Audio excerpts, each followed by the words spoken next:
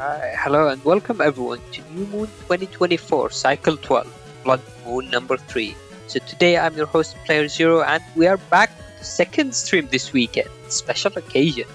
So this is the start of the round robin stage for the final Blood Moon for this year.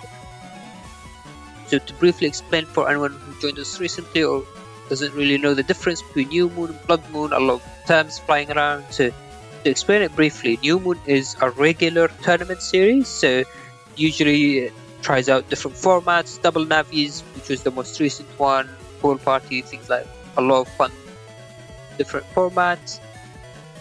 People often use out new builds, interesting, and just try things out basically.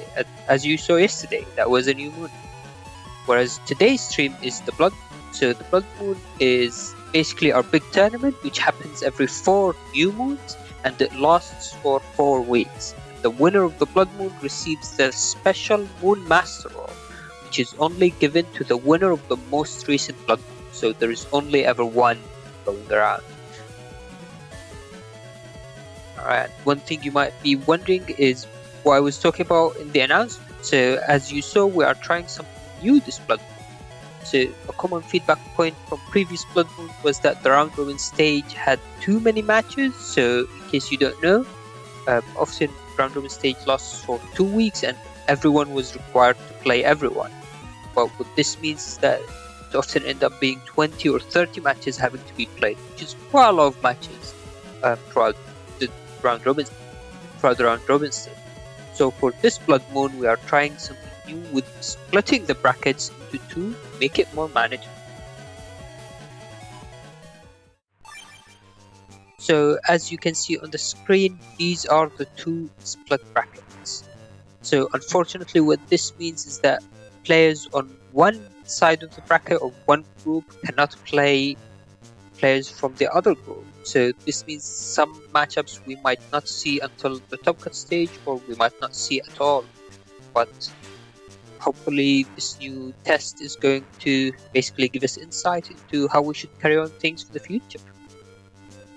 And we are planning out more exciting things coming up for future Blood Moons as well. So you definitely don't want to miss out on the news, especially if you're looking to join. Alright, all of the introductions out of the way, joining me today on commentary is going to be SoulXCross. Hello, Soul. Hey guys, it's good to be here. I'm so excited to see these matches play out today, especially since we're here in the last Blood Moon, man. I'm so excited. Indeed, the last Blood Moon for 2024. With that, let's head into the setups for our first match of the day with Enduring Grey vs davidvvv. Alright, so for people who joined yesterday's stream, this might seem like a bit of a familiar build, and I believe it is. So Enduring Grey ended up going with the same build he used last New Moon into this Blood Moon, which I think is often what a lot of people do actually. So they try out a build in the New Moon and then see if they like it. They might make some changes and then go forward with it into the Blood Moon if they are happy with it. What do you think about that build, Saul? I think the build is really interesting. I really gotta say, I like Gregor having access to all this area in the form of 4 panel grabs, 4 area grabs and the 3 panel grabs. It would really go well with something like a High Boomer, which is also in B code, which we don't see here, but that would have been a really nice spicy strategy to have with like Fire Hit on side. But I think it's really interesting also that Machine Gun 3 is here in both B and F. Yeah, that was what we actually announced about last stream as well. So the conclusion is that Machine Gun in F code probably to add up damage and make it basically a scary thing for TFC defense. Then you use base with it as well. So it's basically there to fish out for some defense. Then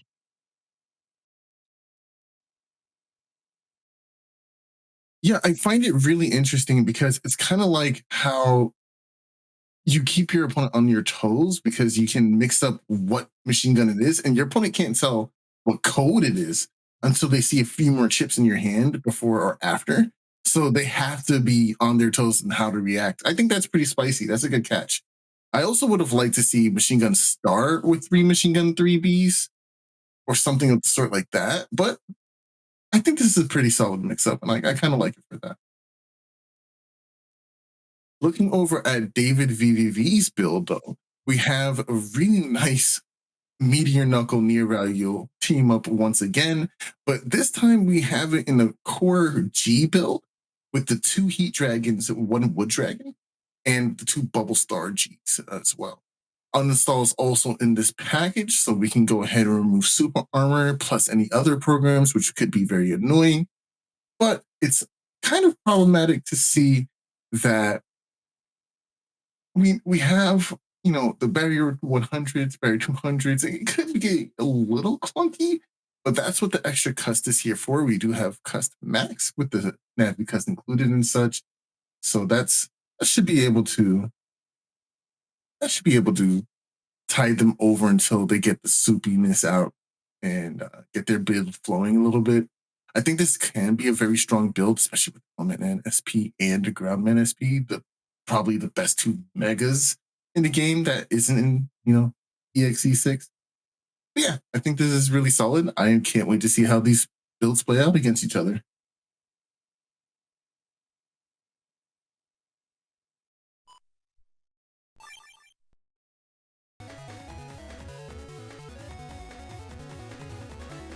All right, here we go. Let me get stretching and going. It's been a while since we've been in the seat. And now we got the Enduring Ray point of view opening up pretty strong, I gotta say. Lots of star, lots of just utility in this hand, can go into a cross. You can even try to pressure /cross early, but no defense. Oh, we do have no defense in the form of the anti-damage. So maybe /cross with slow gauge early could be very good, especially since your opponent only has 1400 HP.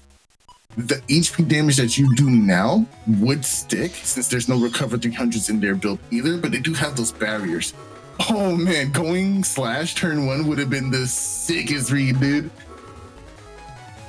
All right, yep, barriers are the bane of machine guns.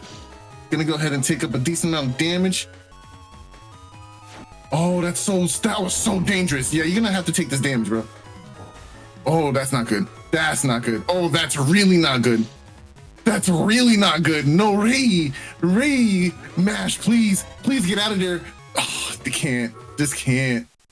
And of course, Beat coming in, taking away this mega from Enduring Ray. Not going to get access to Judge here.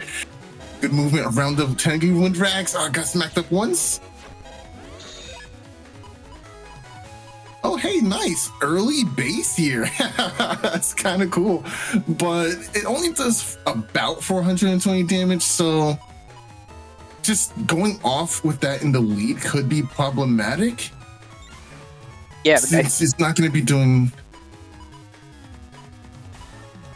I was just going to say, I feel like base is often very well used very well as a finisher, so you can use it at the very end because it has so many hits. It can bring your opponent down to 1 HP and then delete them. Or if they have like a barrier 200 at the very end, then you can also take care of that and delete.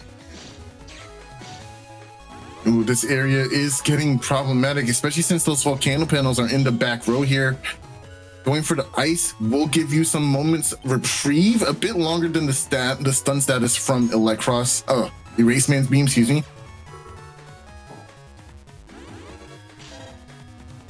Oof, this is such a pin. You either take the 50 from the volcano panels or you deal with... Oh, no. Well, hey, this is actually pretty decent. You will take a lot of damage, but it clears up at least one of those pesky volcano panels. Oh, never mind. It's much worse. This is a really rough position. Yeah, because now davidvvv is pushing forward. No. Yeah. No. These can only deal damage to the initial starting area of the opponent. Therefore, the ×2 base can't do anything. Oh man, you hate to see it. So, you remember a few streams ago where you joined and there was like 2 matches at the beginning where base kept missing and then at the end it connected? to. I mean, Yeah. who knows? Maybe we'll see one at the Maybe. very end. I doubt it, but who knows? I really want to see early aggression with right here with SoulXCross. Like, I kind of, you got the slow gauge, you got all this area and defense. Like, what do we lock it in, dude? Let's slash it up. Oh, this is so spicy. I mean, your opponent does have access to Aqua Cross here, which could get the freeze. Yeah, I feel like aqua panels actually make it, or ice panels actually make it very difficult to move around. With SoulXCross, that was a nice dodge. That would have done quite a lot of damage. Ooh, but this still connects. This is basically 4 hits. Oh, that's nice. Oh, the dodge too from the freeze break combo. Oh, and then, nice. of course, oh, that shredded their HP. Oh my gosh. Yo, do not sleep on machine gun any race cross. 100 per hit is a lot of damage. Yeah, I mean, that basically did as much damage, a bit less, compared to the Grandman SP, so it's definitely quite a lot. Oh man, Stray Sine Wave in in stream chat says, "Do we save the cursed base replays for when Soul commentates?" and So at this point, I gotta say, yeah, like that's kind of how it feels. They know we're gonna be on. They start pushing base agenda. Let them know it's bad. Oh man, that's really funny. There we go. We see Slash locked in. Grab Revenge is in play here. Oh, if only you waited a fraction of a second. Oh, we still have. Oh, what you trying to get? Oh no! Accidental TFC. Yeah, you didn't want that. Losing all that area. Well, we have another one. It's fine. Oh, well, because of the broken panel, he wasn't pushed back, so he actually retained the area. I guess not for long, but there is that Proto Man SP, so that could do massive damage if it connects. Oh, beat! Oh, yeah, I hate this bird, bro. Bird is the beta lane. Oh, you couldn't even get there in time to get the slash in too. Oh my gosh, yo, beat is ruining days out here. Can we see some beats in chat? Can we please see some beat emojis in chat? Just getting their due diligence out here. Oh my gosh, I hate beats so much. Good Invis. Oh, try to go for the freeze. That was really aggressive. Okay, breaking panels instead, not bad. But now we are in slow gauge, so it's going to be very difficult for davidvvv to avoid getting decrossed. And that panel return, very nice, allowing Doing to move freely, but the element SP. Oh, but misses the input. Oh, that was big. Oh, the movement is real. Oh. Nice. They're in on a non-sanctuary panel. That was so risky. Taking massive damage. And there goes that too with the Blast Man as the cherry on top. Sanctuary keeping them decently healthy. Oh, that's GG. That's base. Yeah, that's a finisher, bro. Now we bring base on this turn. Now we always bring base on this turn. I disagree. Hold on. Yeah, I would have locked in base so fast. Oof. Oof. Oof. You were already winning that trade. You should have held. Oh, man. Yeah, base would have won too, actually. That's really funny. I mean, you win anyway, but yeah, but base would have been the right TFC. Of course, you'd be saying that. Knuckle. Hold on, wait. Hold on, right though. I don't know. Question mark. Well, now you know if I'm in that situation, I'm locking in base. There's your free knowledge on me in bracket. All right, not a bad early start. Going dust the birds. Yeah, the birds gotta eat. You know what I'm saying? Gotta feed them. This is actually pretty scary. Very defensive turn from davidvvv. So these cubes can potentially do quite a lot of damage, actually. Ooh, nice fire hit. Nice fire hit. Yeah, doing extra damage to that barrier. Gonna go ahead and get rid of that. Gotta play the mind games here. Nice. Now you can see Enduring Ray is being forced to deal with all these broken panels due to the charge shot of SoulXCross here. We affectionately name Charlie or Charles if you're fancy. Yeah.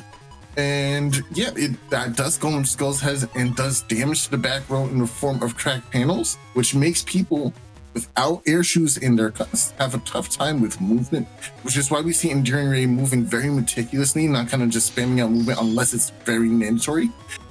And this panel return is going to be huge, actually. Hold up, Judgment. Yes, Oh, nice. yes. Back up, actually. Back up. Yeah, let him get the other one too. Just in case. I know there's another one. Okay, nice. That bubble's going to connect though.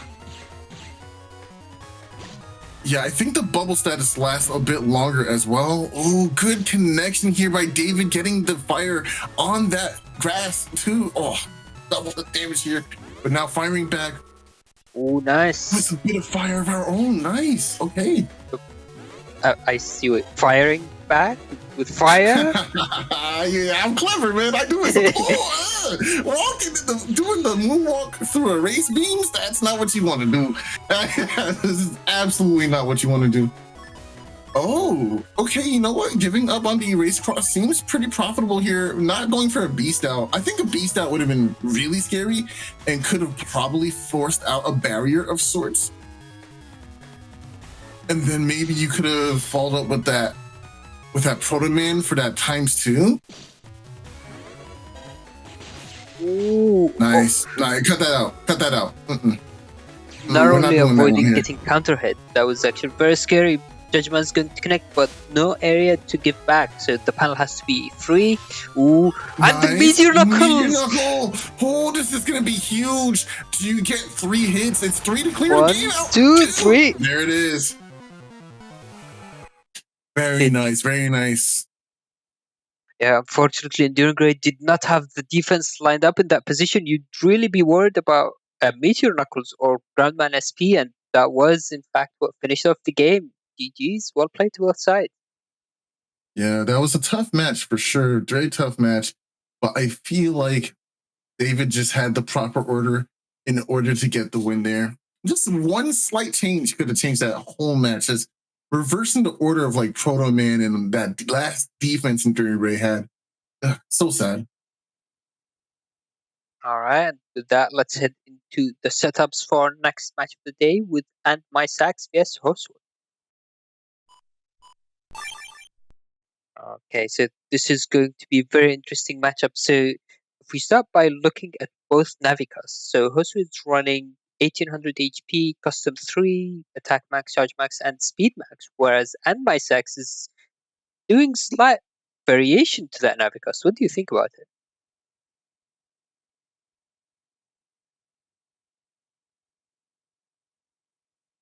So?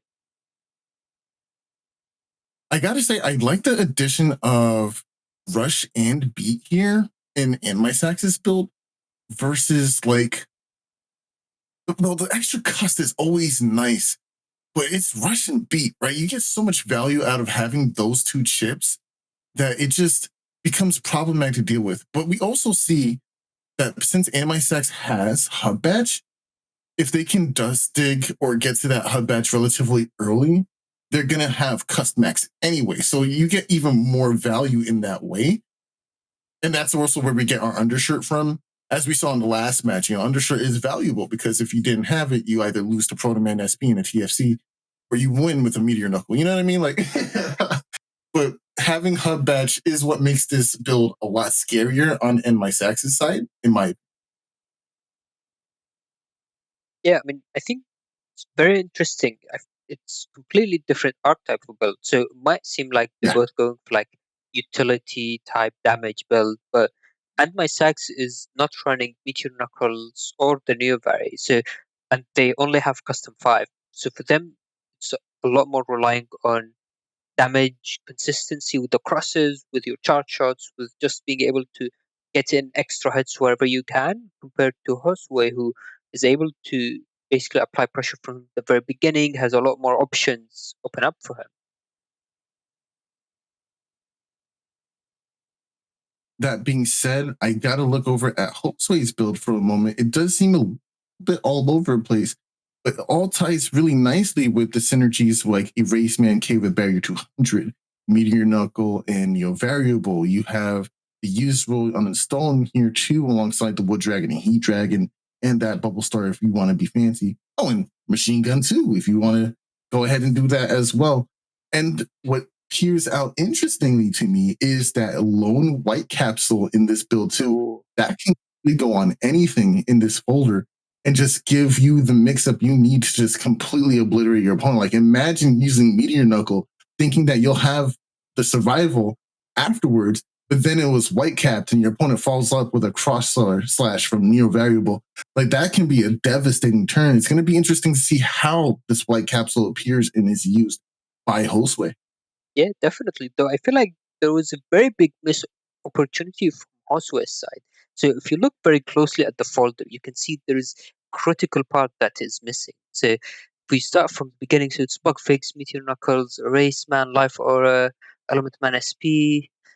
Let's look at the codes a bit more closely. So if you rearrange that around, you could have spelled out Knuckles, and to be honest, I think that's what's going to make the difference. How did you miss that, Josue? Like, what are you doing? Like, we could have had Knuckles in canon. Oh man, I'm disappointed in you, Josue. All right, with that important revelation, time to head into the match and see how it plays out.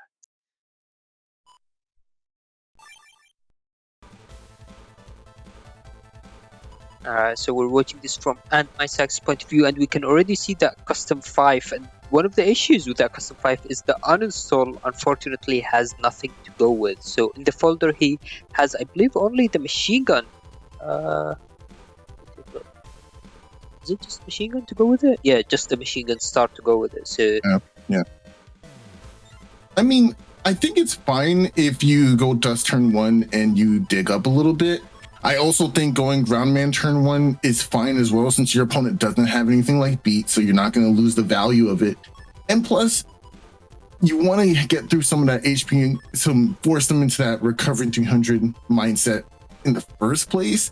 If they're bringing recovs, they're not attacking you per se. They're probably using charge shots or P shots at that point. But there we go. We see dust turn 1 from Josue. Not going dust turn 1 for AndMySax, probably fearing a possible. Oh, good Life Aura. Turn 1 Life Aura. Very tough to deal with in these situations, especially since now you don't get any of that damage in value. And of course, you didn't bring that full cust, so now you don't have a way to escape this turn and deal with that Life Aura accordingly. You just kind of have to sit through the rest of this. Although nothing really happened here, so I guess that worked out for AndMySax. Yeah, I mean, now that AndMySax used the Invis, so Josue has a ranked machine gun too, which obviously was what AndMySax was worried about. So getting decrossed would be very painful because AndMySax wouldn't be able to look through their folder and find that very important hub badge. But now with that immediate full cast we're going to see, it gives them more opportunities to find these critical chips. We're gonna, of course, go ahead and keep our uninstall, and we find bug fix and nice, not bad. We got a Magnum as well, so going for Tengu here is definitely the right play. Got to deal with the SoulXCross and the Life Aura at the same time, and Magnum and of course Tengu Cross can deal with that very nicely. Be left easy. And now we got to force a TFC. Maybe there's another barrier in hand, and there isn't. Okay, so we get rid of this dust very nicely. Bug fix. Oh no! This is pretty not great. We still get +1 area though, so it's not terrible. But Sanctuary. My Sanctuary. Oh, wow. Okay. You can just be a legend like AndMySax and draw your outs. You know what I mean? Like, that's pretty good to me. Who needs more than custom 5? Just get everything at the perfect time. Forehead. Yeah, come on now. Like, imagine not drawing what you need. Can't be me. Cannot be me. Imagine, bro. Like, okay. Beast out here from Josue. Going early into Invis. Not going to TFC. Oh, the dodge here. Oh, That's a big loss in terms of damage and cross, but that's okay. We can now get some good damage here. Push back and just hold the A button, baby. Oh, wow. That was so much damage, even from being used near the end of the turn. I think that was like 200, almost 300 damage just like that. That's a lot of damage, and it was so quick. This is such a powerful chip to have in your arsenal. Guntel Soul 3 just does too much. Pierces all forms of defenses too. It's just rude. Very rude. In fact, there is one defense that doesn't pierce, which unfortunately we don't see very often. Shield and Reflector doesn't go through those. It also doesn't go through green invincibility, so I guess that's 3. Oh. I guess I'm just wrong. Yeah. But you don't see that often either, so I guess that tracks too. We'll take it. So we didn't really talk about it, but that turn was absolutely brutal for AndMySax. Did so much damage. I think that was like 500 damage just in that one turn from that Gundel Soul and Buster Procs. Yes, the Buster Procs are so important in the new meta that has been developed over the last few months, I would say. Just having the ability to do 50 damage with a P shot at any time in these smaller HP pools is just so much. Uninstall does come down for Josue here, but AndMySax does still have access to Hub Batch, which we haven't seen popped yet. So this uninstall is only temporarily going to be a hindrance until we see it in the hand next turn. Dang, it didn't come up. Yep. Okay. But hey, we have some decent cards in this hand here. We have the Judgment and Erase Man and a Barrier 200. But it's not like you're willing to throw away your barrier just yet, but you kind of want to hold them in case you get a good TFC or value in that way. And you got to assume that Josue is going to find a way to deal with this Life Aura almost instantaneously, either by going into Tengu Cross or at least having a chip chargeable chip in the form of Wood Soul. And the connect. And the break. Oh my goodness. Yeah, okay, Josue. I'm sorry, I'm holding my hands up. You got that one, cuz. Chip charging here, the barrier 200. I understand the idea. You can chip charge again. Oh, good dodge here. Very important. The recovery is also important for Josue here. Oh my gosh. Okay, you can break the panels, go for a summon black. You can try to go for uninstall. You also have to use your Hub Batch. All of these things can't be done at the same time though, because we have all of these unique codes in hand. So you have to really pick and choose what's important right now. And it looks like we're going to be locking in the Wind Rack, and we value this more. We could always go for a chip charge area grab this down. All right. No. Wait. Did you see that? That was crazy. I don't think I've ever seen that happen before. Yo, I swear I'm so sorry, dude. That was crazy. That's actually crazy. That's not your fault, dude. That's not your fault. The game just didn't want you to win, bro. He got hit by the Windrock hitbox while walking forward, which is already really weird. And then got hit with the collision because, of course, Windwrack doesn't cause any iframes of any sort after being hit. So that was really cool. Man, somebody clipped that. That was really funny. Okay, there we go. We see immediate Dust Dig action. And unfortunately, Josue did not lock in Dust turn 1, so they're not going to be able to get the value out of this full cust from AndMySax here. But that's okay. That just means we already know that Josue has like a Wood Dragon or something like that queued up for some big early damage momentum, or even maybe one of those area grabs in their build, trying to go ahead and push pressure with the charge shot here from Tomahawk Cross. So we're going to see how this shakes up in that way. Indeed, and we're going into this turn, and we can already see AndMySax getting that turn 2 Hub Batch. It's going to be such a good value, especially when used with this Geddon, because with these cubes, AndMySax might be able to do 400 damage just like that.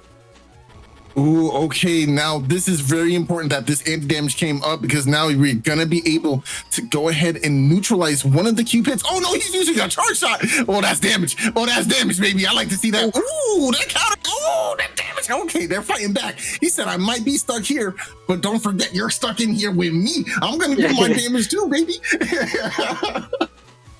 Shoot, I can throw stuff out too, but it's so crazy that Dust just gets 400 free damage, and my man had to spend chips to do that. You know what I'm saying? Like, come on now, that's crazy. You know?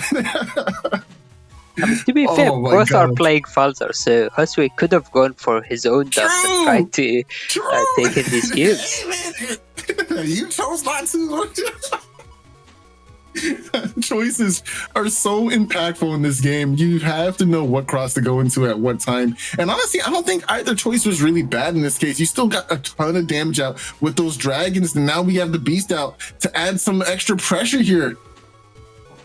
I think both players are just camping defense right now. Okay, yep, that makes sense. Barrier 200 going up. But the uninstall, the barrier 200 is going to be very difficult for AndMySax to remove, so the uninstall might end up just missing, especially since AndMySax doesn't have access to these cubes anymore.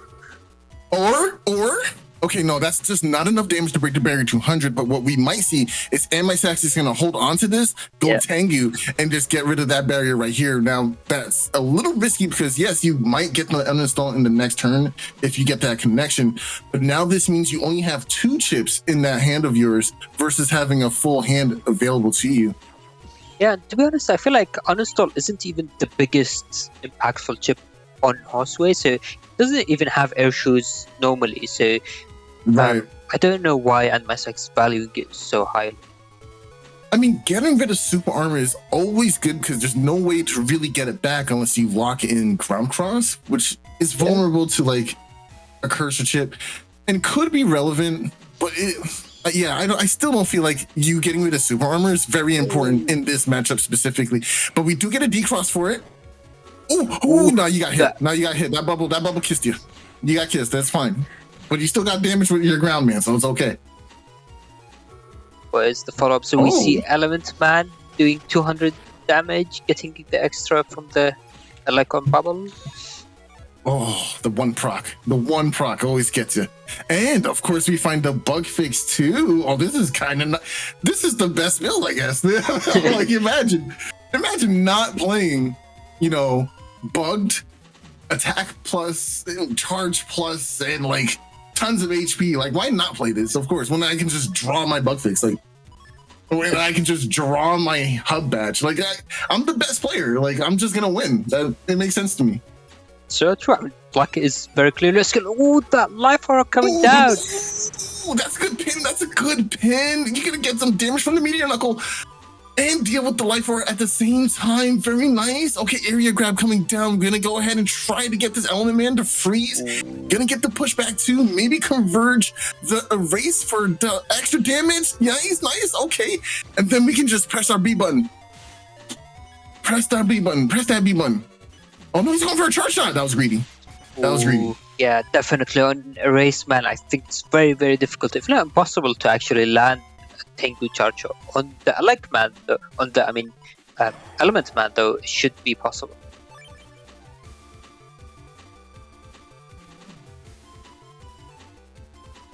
But this is a very scary turn that's going on for AndMySax. So he's going to be taking the Summon Black and a Gundle Soul. So if Josue is unable to respond adequately and finish off the game this turn, then it might be over. It could be over, yeah. I mean, we're both on really low HP at this point. Just need 1, maybe 2 card combinations that you can lock this up. For Josue, maybe that looks like Erase Man SP into, I don't know, this is tough to say. Yeah, and I mean, we do see that Josue has 2 recovery 300s in the folder, but we haven't seen them being used last game or this one. That's how fast these matches have been. All right, locking down defense, going for chip charges. Gonna get the damage here. Magnum, this is still value here. Gonna get the ×2 and break up these panels. Step back. Nice. Should have waited. No, but the recover 300, I think, is enough to keep Josue alive here. That would not get the deletion because you could just recover through some of that damage. But maybe not for long. So we see another combo with the Summon Black Magnum and another Gundal Soul as well, but does Josue have any way of moving around these broken panels? I know he's used Beast Out, but I'm not sure if Tengu is still on the board. Tengu is still on the board, but that's so scary when your opponent has Summon Black. But you have such low HP anyway, you probably just go for it, right? Like, you have to be able to move at this point. Oh no, okay, not locking it in. Anti-sword, that's a fake out. Another Magnum. Yeah, nothing from Josue. That's it. Is Josue under... Oh, that might actually be custom bug. I'm not sure if Josue was able to see that many chips in custom. I think that's what's been happening there. That could make sense. Yeah, having a depleted hand size, not being able to find your bug fix in order to cure yourself of that affliction. Yeah, that's tough to deal with. That's tough to deal with. And that does cascade from not going dust earlier on to try to help yourself find it. But yeah, that's rough. That's really rough. Yeah, unfortunately, Josue couldn't just be like AndMySax and just get all the answers at the perfect time. Yeah. Draw better, dude. Like, what do you want me to say to you? Like, clearly 5 chips is better than 8 if I get my answers before you do. You know what I mean? Like, flawless logic, to be honest. Wow, dude. That's so good. Who do we have up next? Oh, GG's to both players, of course. You guys played well. Well played, definitely. Next match is going to be Enduring Grave vs Alpha. So let's head into the setups and see what they have. So we've seen Enduring Grave play the match earlier today, whereas Alpha setup is new for us. Let's go through it. So Alpha is bringing in T-code folder, which I think is very interesting, actually. Yeah, T-code has a really powerful strategy in the form of Wood Dragon, White Capsule, and Tornado. If you get hit up with that exact build, you can put an attack plus 30 on this Tornado. You can put double point on this Tornado. It's going to hurt a lot, like a lot. So if you see Erase Man or Judge Man coming out from Alpha's side and it confirms, you are a very, very sad puppy.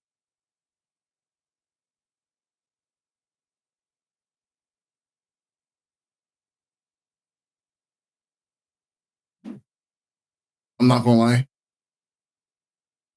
Alpha's folder terrifies me, bro. I'm just looking at this folder and I'm just like, this is scary. Like, Delta Ray is pretty cool. I like that Enduring Ray and Alpha are playing not the I might get banned for saying this. Top tier Giga chips. Yeah, I think they're very spicy picks, of course. Yeah, actually, looking at Alpha's folder, I think we see Sun Moon there. So there's Meteors uninstall and attack plus 30. So that's definitely going to be something to watch out for. They can connect it. Mm-hmm. I also like that the program advanced for Sun Moon is in here. We might not even see it. It doesn't always come up. But if we get the lock, hey, we get the lock, I'm going to go ahead and drop these on you. But those pieces individually are still invaluable. And that's what makes that very fun to use. Yeah, I feel like a lot of people go with the Bubble Star encode with the Sun Moon combo just to help confirm it, make sure it lands at the perfect point to get all the damage and uninstall. But even on its own, just breaking panels and basically scaring the opponent is very effective. Yes, absolutely. And uninstall, breaking those panels could lead into, one of those program events as we mentioned earlier. So maybe we'll see something fun. I don't know. Let's go ahead and check out the match and see what happens.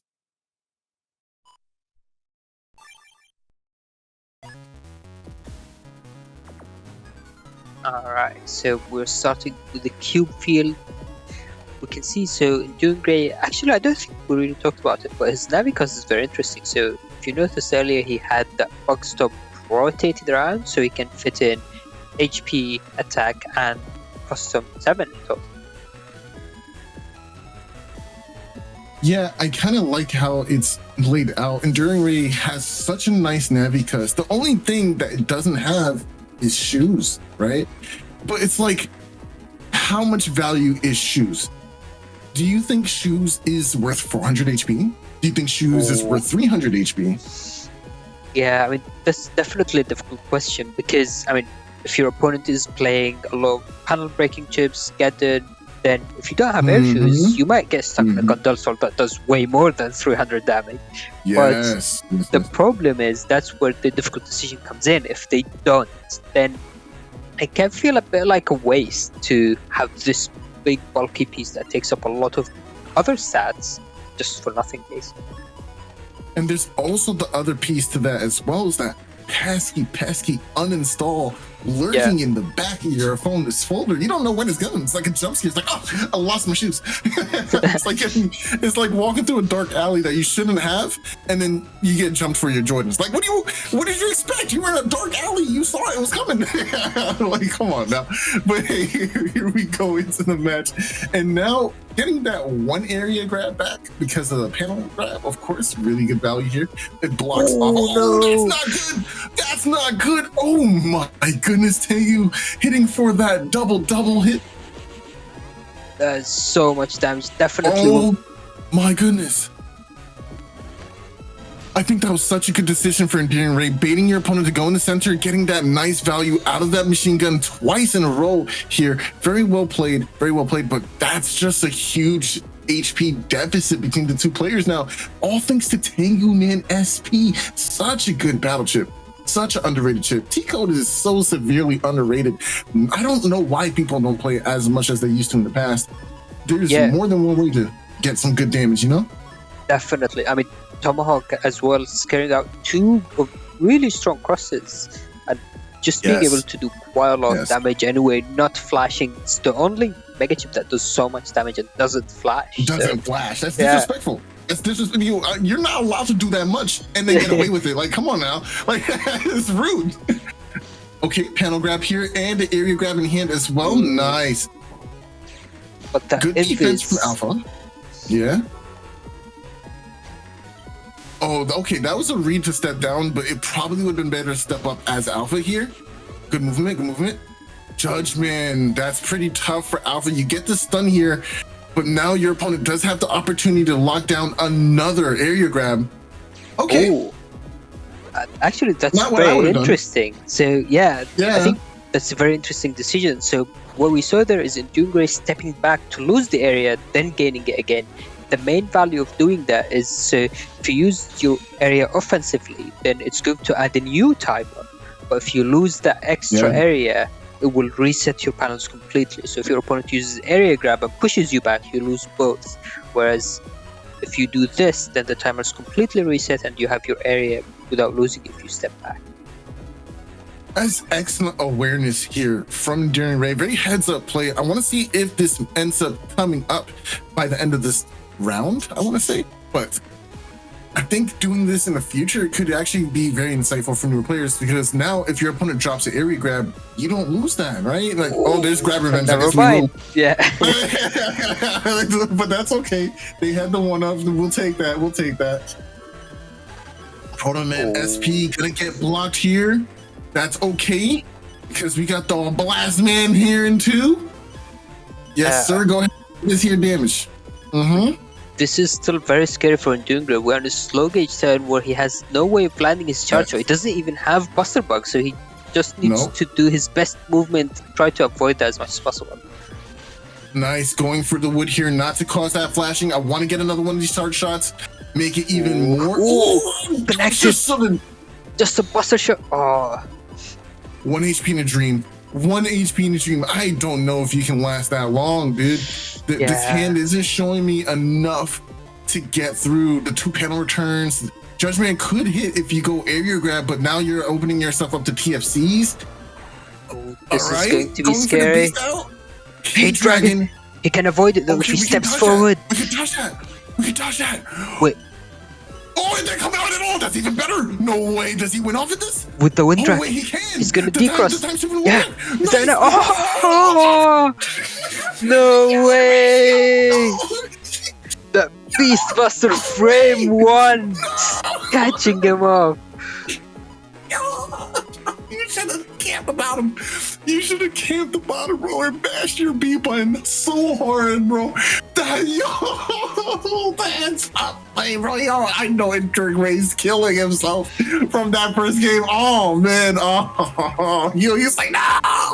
Yeah, it's always these moments that make you like, oh my gosh, regret it so much because it's so close, literally few frames of winning.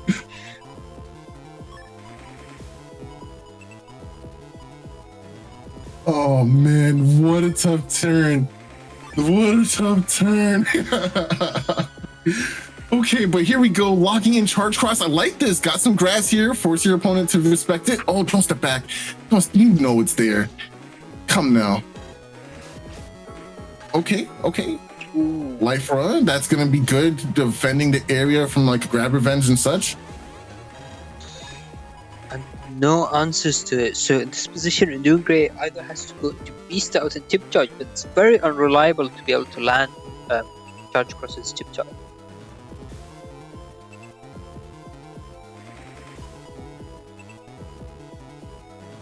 Although I guess Enduring Grey does have his own life aura, so he can try to go with that. That's the one thing you do have. I think locking in Beast Out earlier is actually not a bad idea, though. It's just that Charge Cross has a historically inconsistent Beast Charge. Oh, now you're very happy you didn't do that. That was actually really good. Oh, breaking the back panel. You're stuck in this frame, bro. That was so good from Alpha. Amazing awareness, because now Enduring Grey is unable to step back and destroy that fan. So by the time the Envis runs out, his panels are going to be repaired and he's going to keep getting pushed forward. Ooh, locking in slow gauge at the end of the turn. I don't know. Yeah, I don't know. Well, we have panel return. We do have panel return. But we don't have flashing. Oh, I don't know. I don't like life aura this early because you still have to deal with that fan. Yeah, I feel like definitely you don't want to start with the life aura until you at least have dealt with the fan.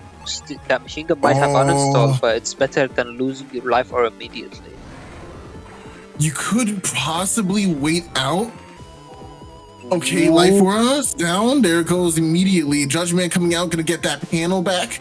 So we can now move a little bit more freely. And return also coming down. We have wind rack of our own. Nice, good value, man. Area grab as well. You know, I just realized I'm kind of surprised that wind rack actually connected, because normally if you have an object in front of the wind rack, it gets blocked. But this I was just thinking about that. That's I was like, yo, how did that happen? Maybe it's because the object was destroyed, so it couldn't prevent. So like the wind rack hit the fan, did damage, and then it creates the gust after damage is dealt? No, so I think the main reason is because the object type is, so normally when the interaction happens is with cubes or like boulders that start with the field, and these are considered neutral objects, whereas this an enemy object, so it behaves differently. We see that with bubble as well. But yeah, definitely very interesting interaction. Ooh, unfortunately for Enduring Grey, now we see him losing the area, but he has an Element Man, which he might go for a leg, trying to force the opponent forward. Yeah, nice. And this means you can now get your slash lock going. Last man gonna come out, try to get it on that grass panel, just barely missed though. Panel grab going down for good measure. Now we sit on defense. Oh no, just gonna launch it off right now. Nice. Ooh. Delta Ray. Okay, you could have saved it for the TFC, but your opponent has no way to get off that anti-damage, so they were kind of just locked it in anyway. But that could have been scary if they went for a TFC on it. Yeah, I guess you could say Enduring Grey is better than Delta Ray. Yeah. You see why I did that? Like, they both have Ray in the name.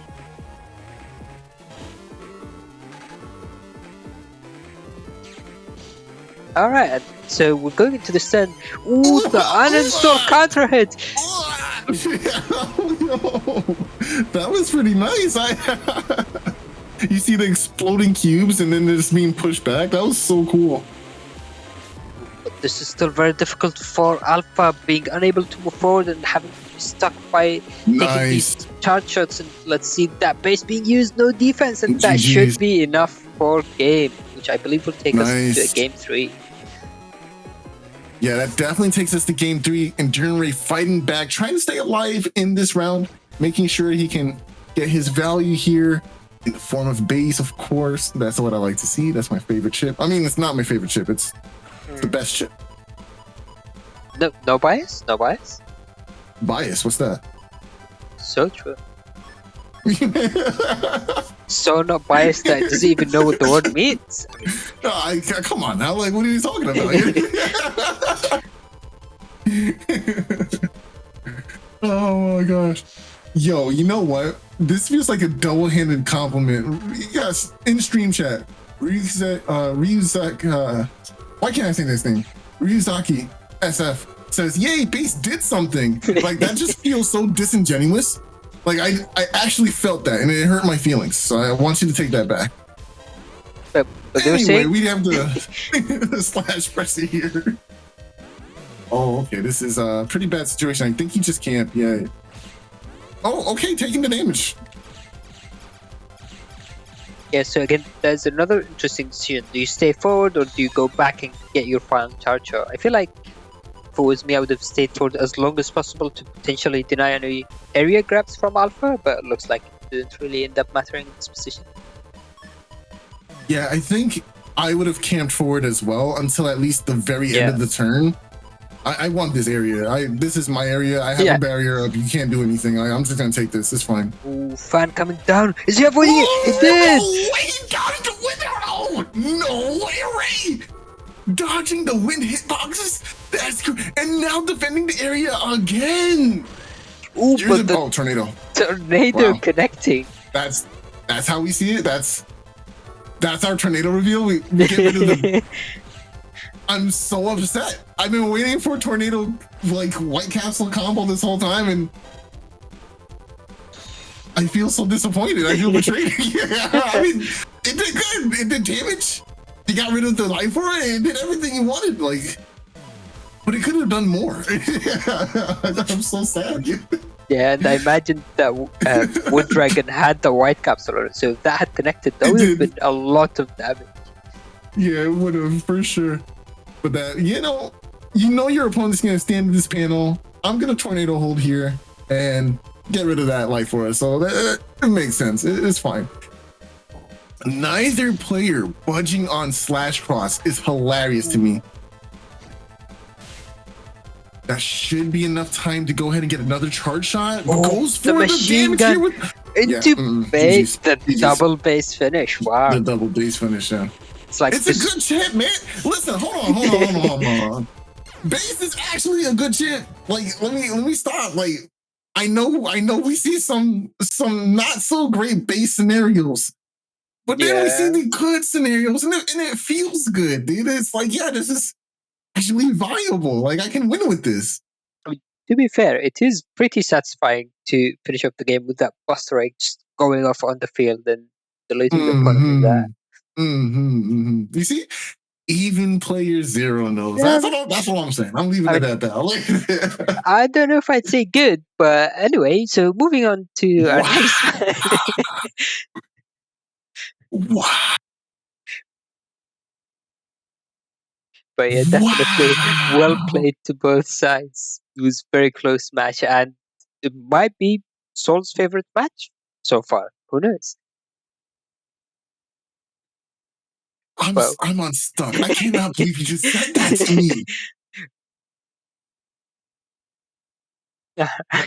With that, let's head into the setups for first match of the day with Minoriko vs Thiago.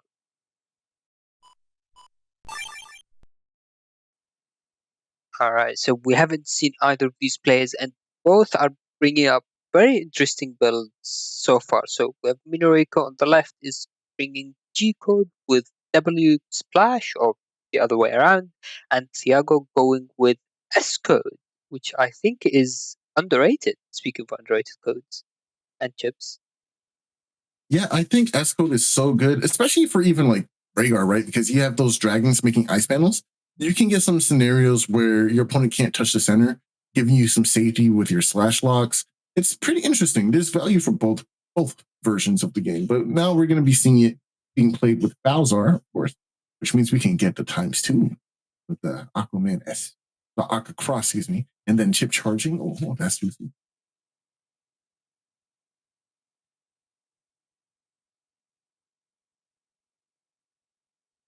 You know, I guess this is the Meteor Knuckle base stream. I don't think we've seen. Oh, we've seen Delta Ray.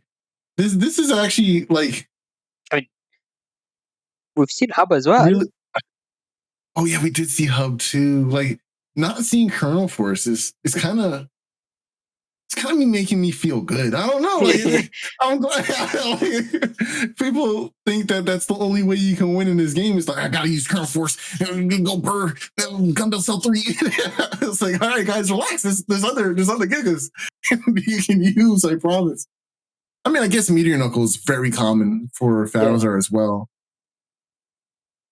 But you know, that's how it goes, I guess. Yeah, I mean, both sides in here are running Meteor Knuckle, so the area control is going to be very important. But on Thiago's side, we see 2 fast gauges. So I think that's the first fast gauge we see this stream. So it's going to be very interesting to see how both players manage that with flashing chips, especially.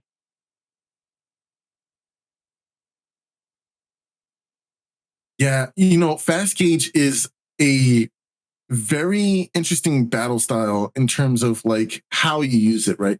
Are you stalling with it? Are you using it to get to your next chips faster to just try to rush down the opponent?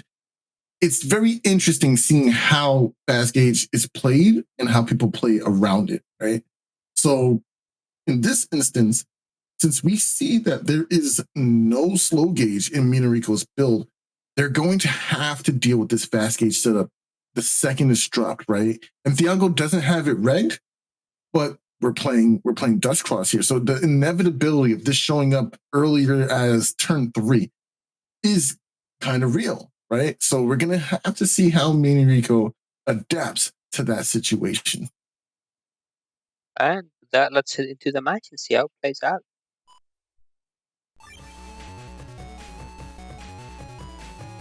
Alright, we do see that reg Magnum, which I think is an interesting choice that we've been seeing more often. I feel like Magnum as a chip has quite a lot of utility, where you can use it to like decross dust if your opponent goes into that, but you can also use it to break panels just to disrupt their movement as well.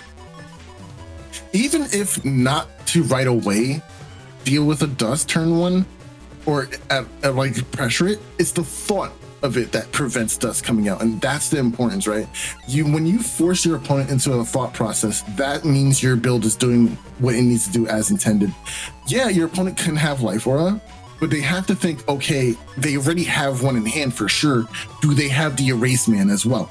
Do they have the second or the third copy of Magnum as well? Will they be able to TFC and get around this? And I just lose? Do I have to win the life aura? And so many levels of it, all because you regged it, right? And that's kind of why Minoriko went with that here, is to force that mind game. As you can see, they only have the 1 in hand. They're taking it now, locking it in. But maybe Thiago doesn't go into SoulXCross right now, right? Now maybe Thiago goes into something different in order to kind of circumvent that inevitability, or even staying in baseman, right? To circumvent that inevitability of getting decrossed here. Especially since Thiago isn't regging full cust either. So it's like an extra layer of scared. Ooh. Here we do see the lock in for SoulXCross, of course. Maybe we're going to see some chip charges coming down. Barrier 200 in hand. Not going to get a V-Cross, but does get rid of the ice panels in order to avoid getting frozen on the charge shot. Of course, invisible coming down.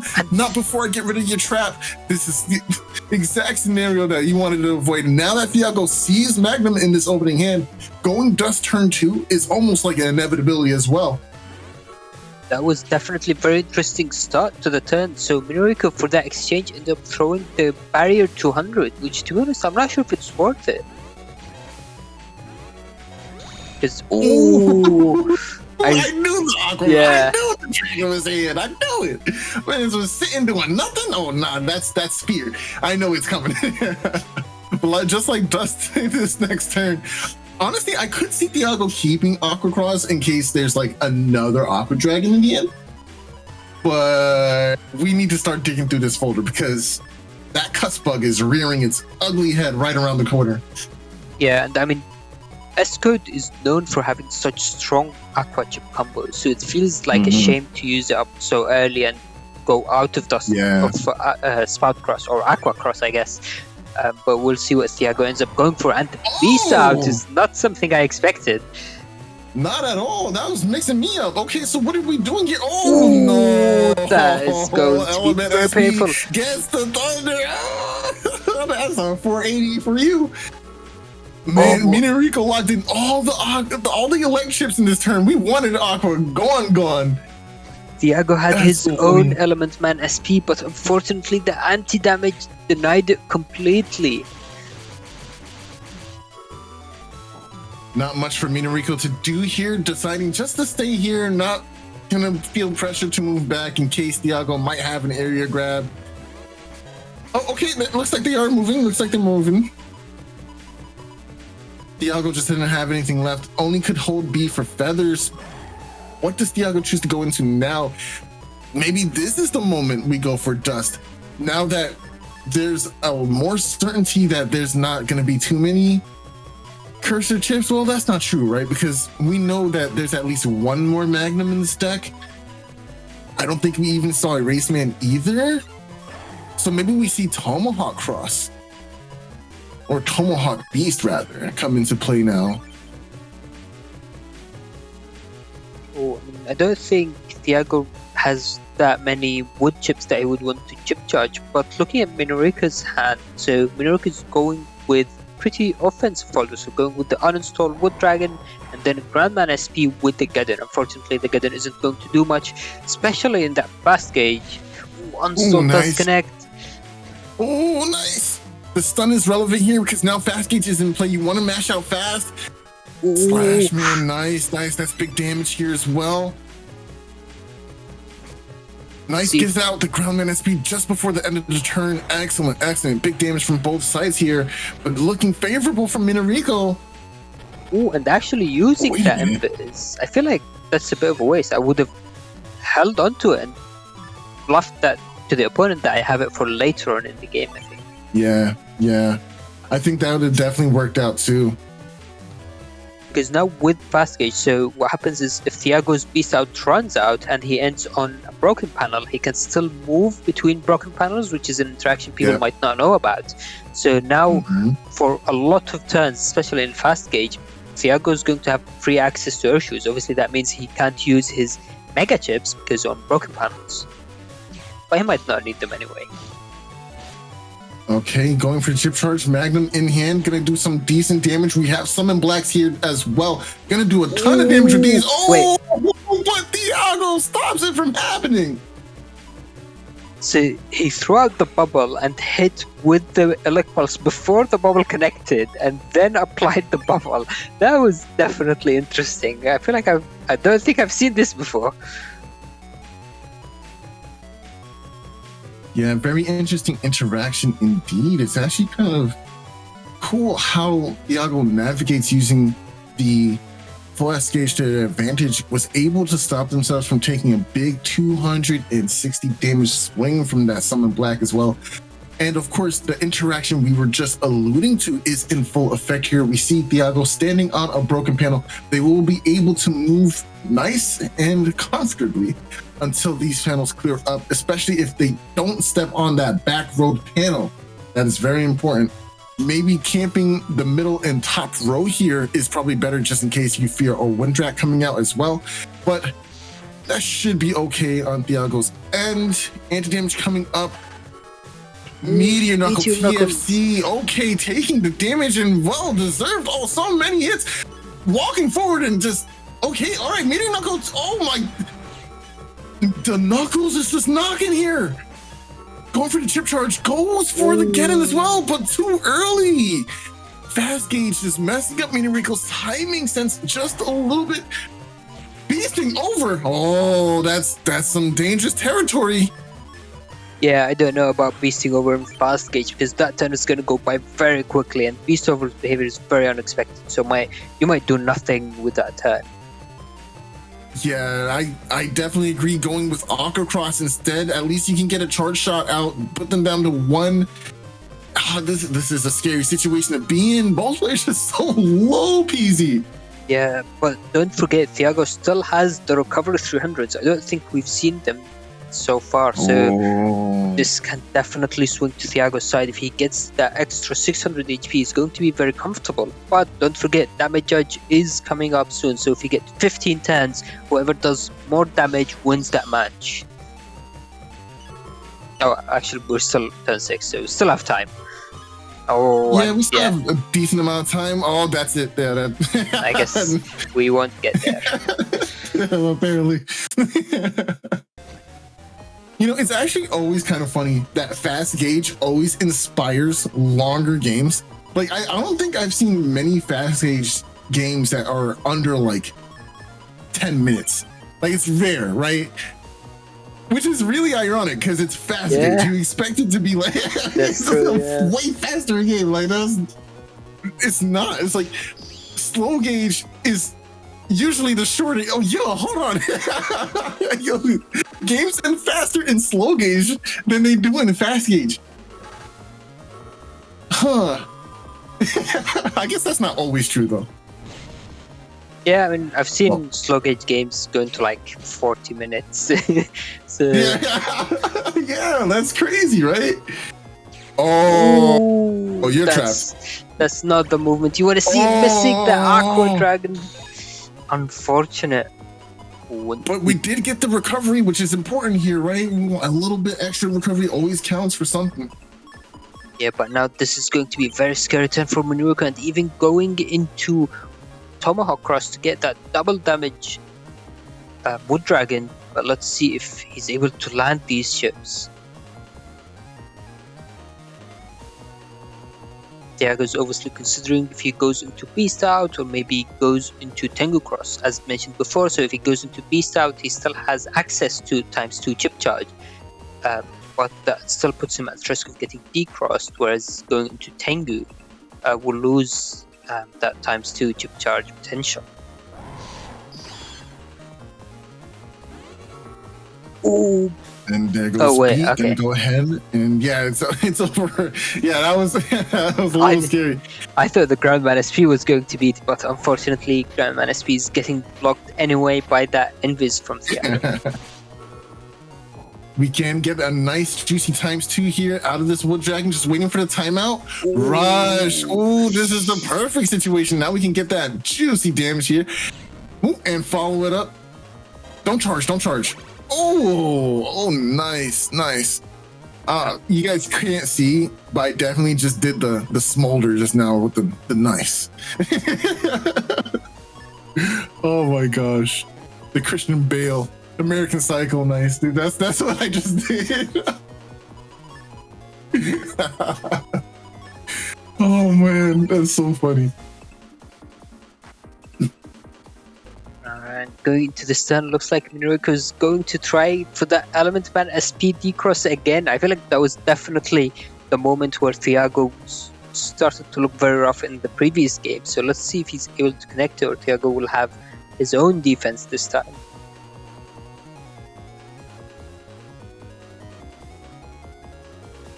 I think Thiago is in an interesting position here. We still have fast gauge is in play now. Yeah. He's been not getting too much of anything. It's like he read my mind, but I don't know. Like from the past, bro. Oh man.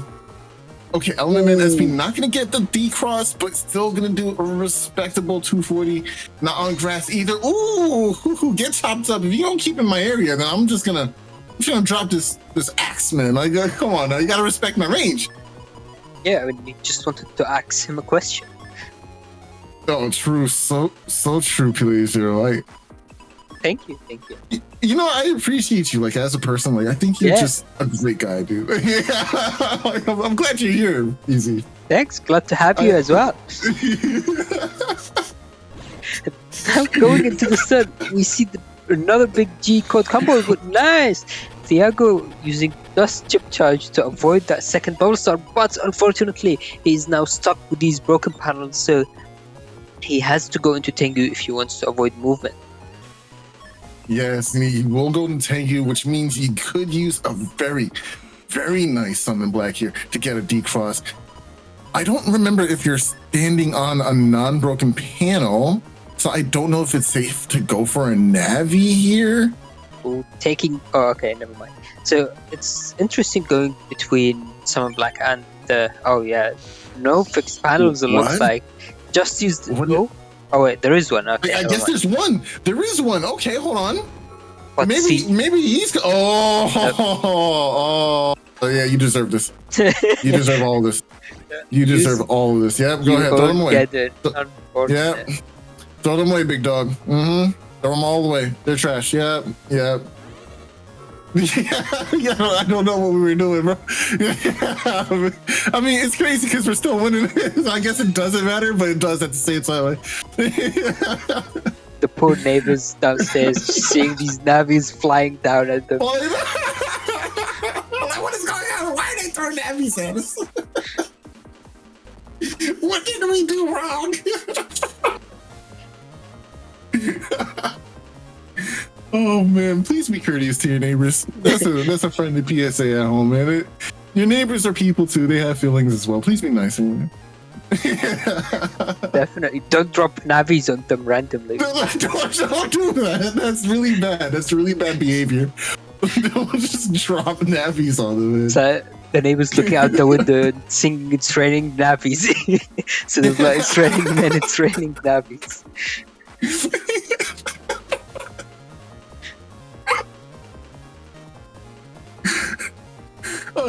Are we allowed to have this much fun on stream? Like, I don't think we're supposed to. We have a job to do. Serious business only, playerzero. Thiago's there fighting for his life. He's like, oh, if I go to the goal, get D-Cross, what am I gonna do? Like, I'm in a bad position, what am I gonna do? Meanwhile, we're just like making jokes about navis. I'm fighting for my life.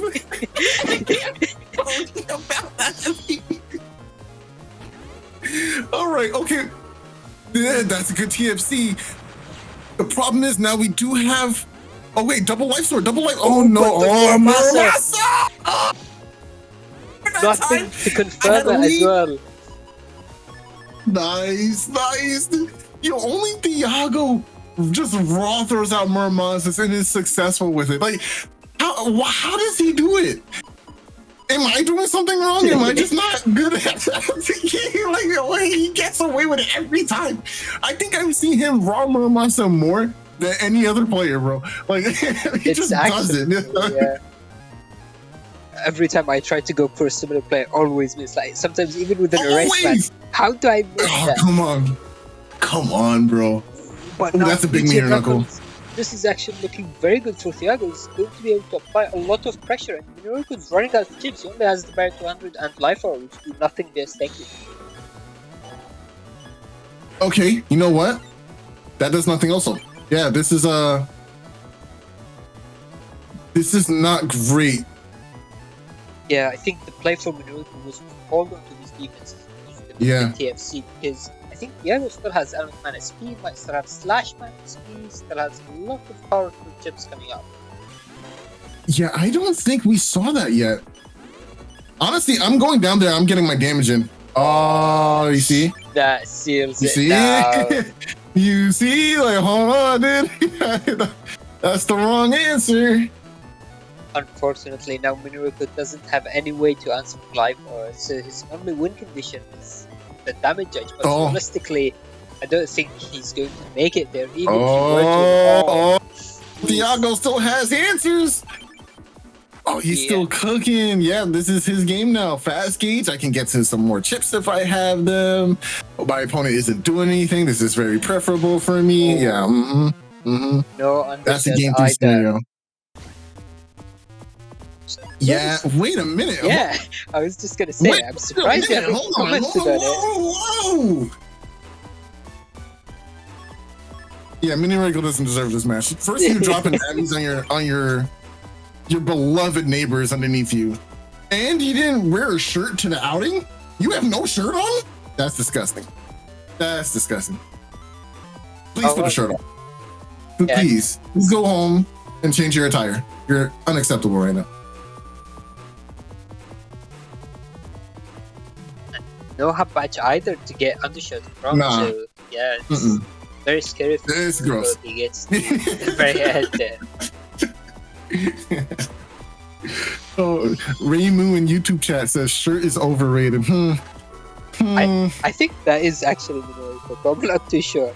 Wait, is it? I think so. Yo, that actually is pretty funny if it is. Yeah, it is.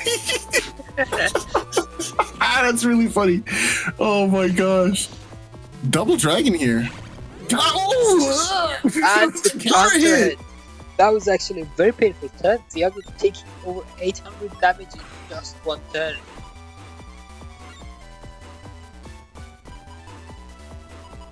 Oh my gosh, dude, that was so nice. 1050. We started with 18, man. That all went away so quick. But now Minoriko is considered going to a different process. I think it's interesting because Thiago still has the strike with these powerful, easy paralyzing hits. So like bubble stars, let's see if that ends up punishing Minoriko. Oh, this is not good. Did you walk forward or back? It didn't matter. You were always in range. Oh, you lucky Thiago. Yeah, you're so lucky. The perfect anti-damage for him. Let's see what else he has followed up. Ooh, that rush is going to be painful. Nice. Get damage, get the uninstall, get a Charlie punch in there too. Very nice, very nice. And the bird too. Come on. That's a good turn. That's a good turn, Minoriko. Oh no. Yeah, I jumped. Y'all had the same reaction. Oh no. Did Thiago really do it? He set the curse on himself now. Yeah, that's all. He's done, bro. The game's over. We know that Minoriko wins now. Yeah, so in case people don't know, basically there's this running joke, or you could say it's reality, who knows, that the player who uses Aqua Spiral, Spell Process Chip Charge, always loses the match. So maybe Thiago activated the curse on himself. Nice. Had the defense for it. Very nice. We can chip charge here now, though. Yeah, I don't know about getting like that, because that will basically just make it harder for you to use your own navis, as we saw last game. So is that your plan? Is that your plan, Minoriko? What did your neighbors do to you? Okay. We put the navies in the back of the folder. We're not uncivilized. For now. Not gonna do it again, right? Don't forget, there is still another getter in the folder, so you never know. That's funny.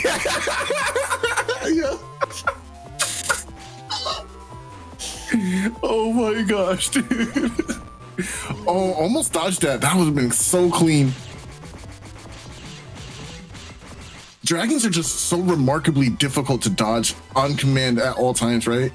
You have to kind of get lucky sometimes with TFCs and then recognizing that, okay, this is how the chip works. I can move forward or back to avoid. Definitely. And I mean, we've seen it before this stream where people try to move back to avoid it and end up getting hit twice, which is extra painful. Extra value. That's what I like to say. That turn, getting rid of life for it and hitting for ×2 on the same turn is like the most disrespectful thing, bro. It's just not okay. You can't do stuff like that. Yeah, only villains do that. That's almost as bad as getting hit by bubble 3 times or something. Yes, dude. Oh, good TFC. Gonna get this judgment down. Not gonna get paralysis at all because we have Tomahawk Cross in play. Life Roar will come up and give you that nice barrier, and we're gonna see some good old fashioned charge shots, baby. Oh, here we go. Number 1. Oh, Invis.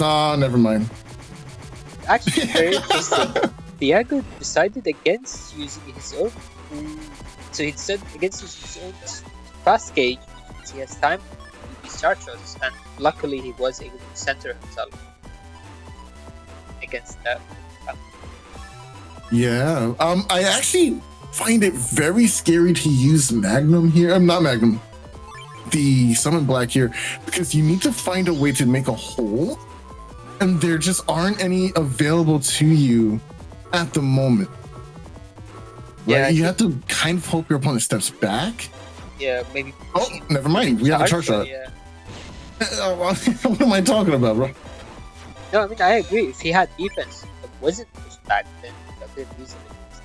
Now, Minoriko's having to take these chips to the turn again, which isn't too bad because last gauge, but it's still something to consider. Summon Black is online now, of course, as well. Does Thiago have defense for it? Who knows? But maybe you don't defend it. You take the 260. 260 is a lot. Yeah. A lot of damage for a standard chip. So it's like, okay, they will TFC here. Not going to take the damage. Especially with something like Interface, because you lost with this whole last gauge turn, so it's going to be useful either way. Yeah. All this area just to get it grabbed revenge. There is banishes in this folder, at least one of them for Thiago in the form of grab banish S. So you're gonna lose all this area, but you do get the value of TFCing to it, right? Yeah. But we didn't see. Yeah. I was just gonna say Thiago has a very short window to use his area returning chips because now he's still an invis. So if Minoriko tries to use TFC Meteor Knuckles, that would do nothing and basically be a waste. So if Thiago has any area returning chips, he can use them very quickly. Otherwise, this can be very painful. Yeah, I imagine if you're Thiago, you're locking in grab banish first. Maybe it's a decision on what comes afterwards because you have that window of invulnerability for a temporary amount of time, and you kind of want to abuse that to your best ability. Minoriko didn't draw anything to out that, unfortunately. They're going to have to kind of just deal with the pushback too. They also have Get in hand, which could be useful. If they go for a B left and then Get in, that means you can run to the front row and get those really nice tango. Oh, well, never mind. Both players having air shoes. Okay. Going for the TFC. Is that Muramasa? Judgment coming down? Okay, so that's Muramasa. Well, we don't There's know no yet, way. But if that is, then that would potentially be game not using TFC Meteor Knuckles. That would have been so much damage. And that was indeed a Muramasa. I think not TFCing their mind for the game. On Knuckles? Are you kidding me? Wait, was that 7? That was crazy. 7 hits? That was 7 hits on Knuckles. Are you? Wow. Wow. Never punished, I guess. Wow, that is never punished. Okay. Okay. Because of that good. Oh, that is the best ground charge shot I have ever seen in my life. The Minoriko with that. Yo, this is that. You're the best player. You're the best player. Now go to the gamble. Beast over. Oh, and Beast over immediately mashed it, which wasted the chip. Now this is going to be an impossible battle for Minoriko to come back from. Oh, that hurt. Painful. Yeah, that hurt. Actually, you know what? I think that was the Geddon ending up that cost them the game, because if it wasn't for Geddon, they would have been able to use the Grandman SP. So at the very end, the backfiring. It really did. Yeah, it sure did. It really did, dude. That was such a close game. That was pretty much Minoriko's to win it. 7-hit meter. Oh. Yeah, that was. Wow. But Thiago with the clean Muramasa play. I mean, I said I've been wheedling the blade since I was young, man. I mastered the. I'm one with the arm and the length. This is me. Excellent game to both players. That was a tough one for sure, but we have a few more matches left. Oh, hold on. I kind of like what I'm seeing right now. Hold on. Who's up next, playerzero? Why don't you let them know? All right. So for next match of the day, it's playerzero vs AndMySax. Let's head to the setups.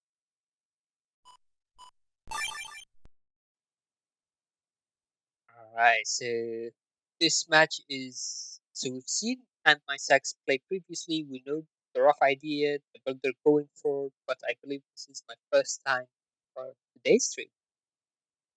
What do you think of this build, Saul? First and foremost, I gotta say that this build would be questionable if it weren't for Hub Batch in the back of your folder there. Yeah. And because Hub Batch is there, this build is phenomenal. Phenomenal.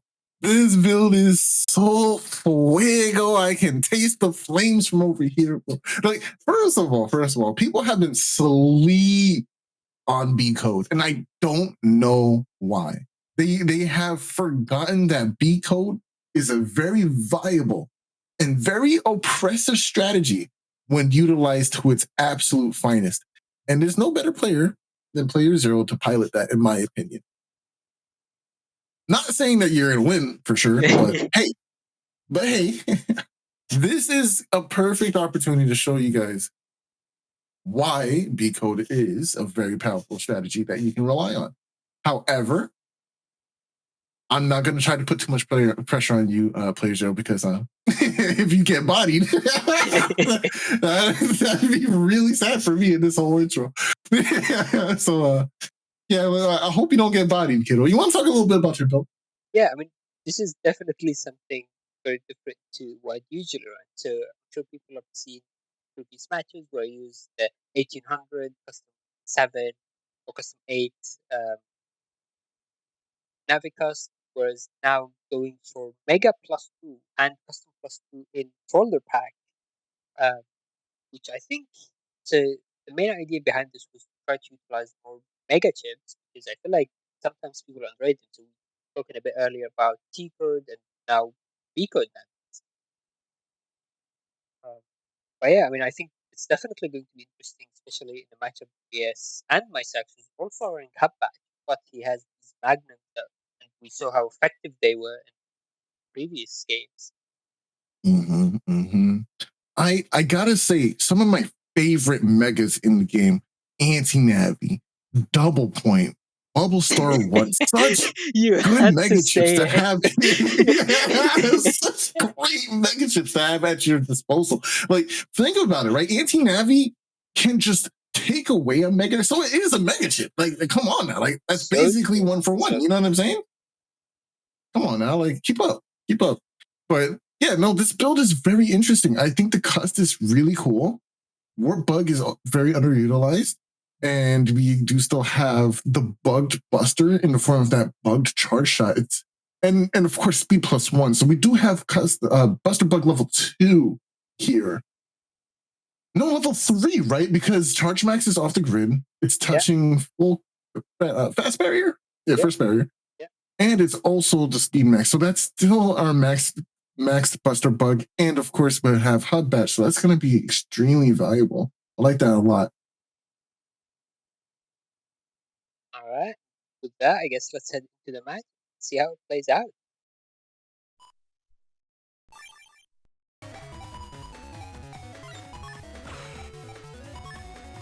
So you can see that custom 7 is coming into effect with that life aura turn 1, which I think is particularly important in this match because AndMySax has 2 magnets, which makes it extra scary for custom.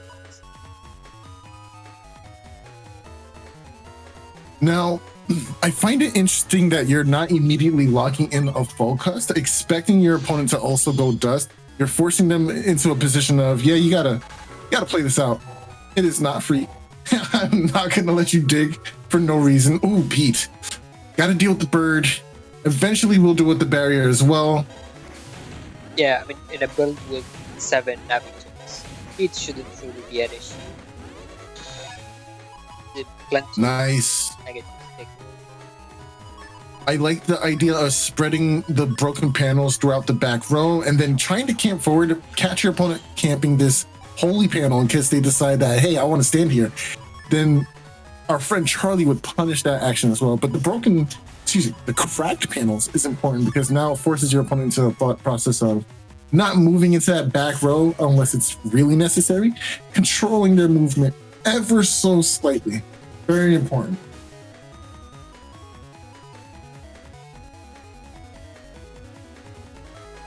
Yo, hold on. Scoutmaster Demi, welcome to the stream. But also, he says, SoulXCross is anti-Navi S rank art. Yo, I want to see it. I mean, it's player 0, so I don't expect anti-Navi to be used against him. But at the same time, it can just happen. So I don't know, bro. Like, it's a great battleship. I just don't think it's the top tier. It's not on that pedestal, in my opinion. It's like silver medalish, kind of, in my opinion. So S for silver, right? No. Oh. No, that's not how that works.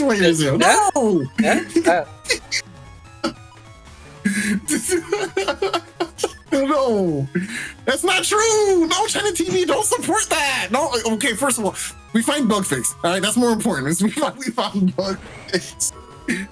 Trying to go for the element on a cracked panel. Interesting. Good play. Oh, you're trying to bait out this Proto Man here. There it is. Very nice bait.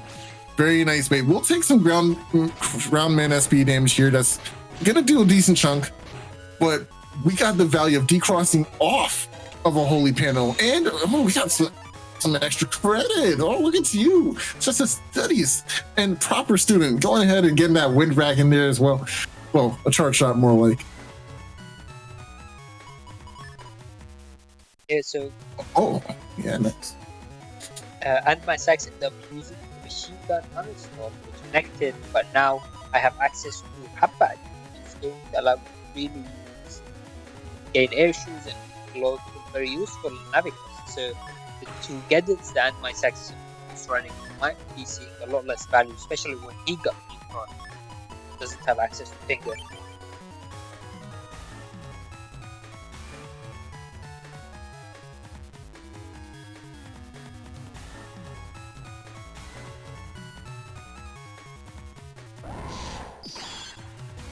Looks like for some reason I decided to go for Aquacross. I mean, to be honest, I don't really remember much of this match, so I guess I'm seeing it unfold with you guys. Ooh, Bambuso! Very good patience here, getting all these awkward charge shots, holding on to this defense in case something spooky comes about. And we already see burning through a good majority of these crosses. Not too many left, only 2 left on the table for... You saw the wordplay? Too many? You know what I'm saying? Like, come on, man, keep up. I'm styling. But yeah, we still hold on to this invisible here. Yeah. Ooh. That's one. Oh, got hit with the second. That's 50% dodge rate. So much damage. Good news for you. We find out that is not, in fact, an anti-damage. Or did we? Because I think AndMySax was flashing at the end there, so... didn't actually. No, you charge shotted him. And he took damage. So at this point, now we know that this is anti-Navi, I believe. Yep, it's anti-Navi in AndMySax's position. With this knowledge, how do we go about abusing it? I think Judgment SP could be a nice way, but it also depends on the positioning of the opponent, right? So for now, just leaving it on and not messing with fate is good too. What if I told you AndMySax doesn't run anti-damage?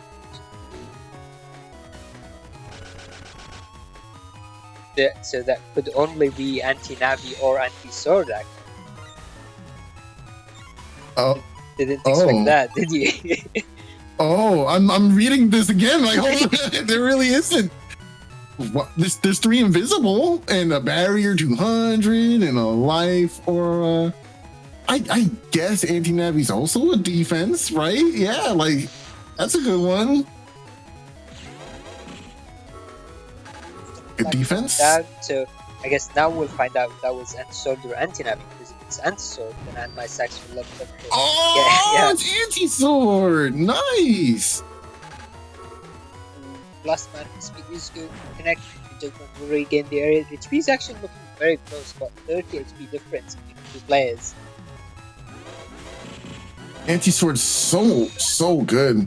Really good chip, man. Now, what's really scary... Yeah, thank you for pressing up. I was just about to ask you for that, actually. You could go to Tomahawk. Chip charge B banish combo. That would be all the HP right here. That would literally just be done. But you need a double point for that, right? Or you need your opponent to... Yeah. So we're not there quite yet. But hey, going for a Tomahawk now is a way for you not to just advertise that as a plan, right? We've seen most of the fire type chips come out from AndMySax as well so far. Yet keeping you out of his space. This is his personal. Oh no! Just kidding. I got hub. This is our space now. This is actually very. Is it anti-navi? It is anti-navi, and AndMySax is a very good charge shot with power. You can very easily interrupt Tomahawk's long target. It's very good to land. This is a very good hand. What the heck? Wow. What do you go for here? That's a solid confirm. This is GG if this connects. Drop down. Area grab. Nice. Nah, that's not going to save you. I walk forward. Press the button. Nothing to stop with the anti-navi. Here's a connection. Go for your sword. No shirt. Didn't matter. Shit. So AndMySax didn't matter. Hub, but they never ended up getting it that game. Yep. Yeah. I mean, you had the judgment in hand anyway, so it was like, in this scenario, I can understand why you would say, okay, undershirt is underrated. But this scenario doesn't always come up, in my opinion. Like, it can, but it doesn't always. Yeah, so we was talking about it the other day, but I feel like undershirt's just a position where the games it doesn't matter, you don't really care about it, but the games what really matters is when people start noticing it. Yeah. Excellent turn one for AndMySax, getting the decross, getting a ton of value in terms of damage, and now pressuring with Groundman SP. Didn't steal it though. Interesting. Yeah, so I think the order of the chips, I had the Invis first. Was yeah, so could only use but that was actually very painful. I started with the Invis there because of the magnet, which he has two of, but ended up getting the race man, really punished that. Got decross. Mm-hmm.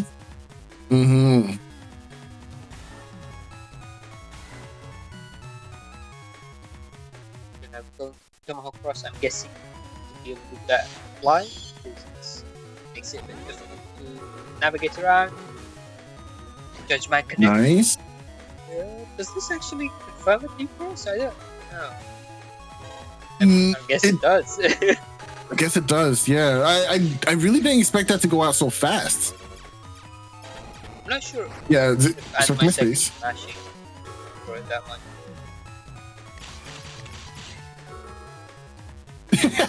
You know, I bet you were pressing B because you wanted to check for anti-damage. Yeah, definitely. Yeah. Yep. You were like, wait a minute. So no, it doesn't have that. This would be such a good position to use that Muramasa, but unfortunately, that might be anti-sword, so let's see how would be able to throw it away to that. Yeah, and not knowing between the two is very scary because those are only two traps in the deck. So you want to make sure you land something and you get all the value. Okay, and there's Groundman. Okay, so we know it's anti-sword. That's a good way to confirm. Oh, nice. Nice. Good value. Give it for a shot. Nice. Okay. No, you will not take away my spout. That's my spout. He's my baby. I love my baby.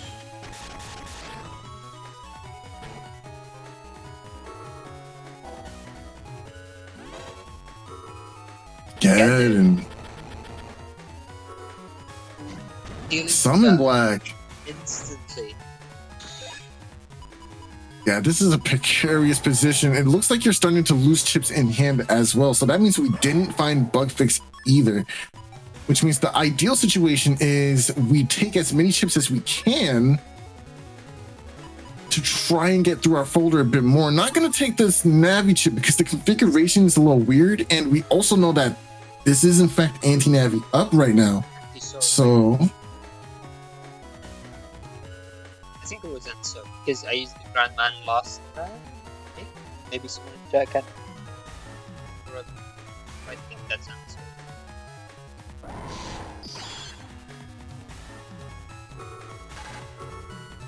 Now Habaj before AndMySax just gave these shoes and the precious undershirt as well. ooh, dodging fist here. I think that chip card is like 300 something damage.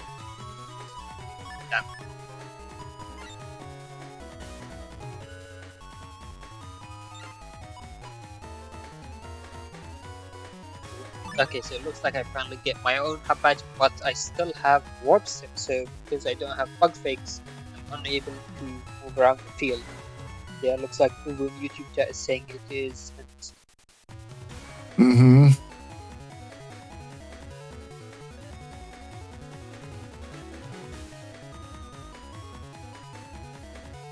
You know, AndMySax is looking pretty good right now for what it's worth. Oh, beat. Gotta get rid of that beat in order to drop our hub badge. Very nice done. Yeah, but AndMySax looking pretty good with this 1500 HP still. And right at the tail end of the getting there. Gonna get that Summon Black 260 damage as well. And there goes the barrier 200 up again. It's really interesting. A lot of people have been playing a lot of Summon Black recently because Geddon is just such a prevalent chip.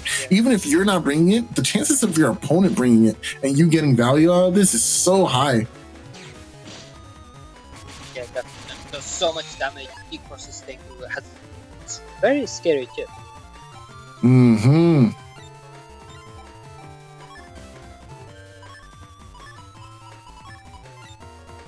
All these Navis coming in now. Anti-Navi is still on the table for AndMySax, I believe. Yep. So this is a bit scary. Yeah, exactly. Is saying the HP bug just started to show and it really does start adding up.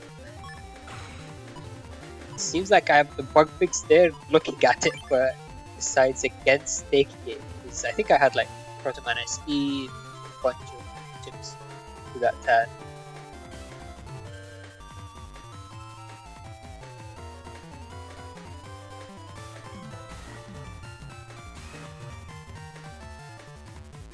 I feel like that's not the best position to be in, especially with the HP difference. And AndMySax has 1000 HP.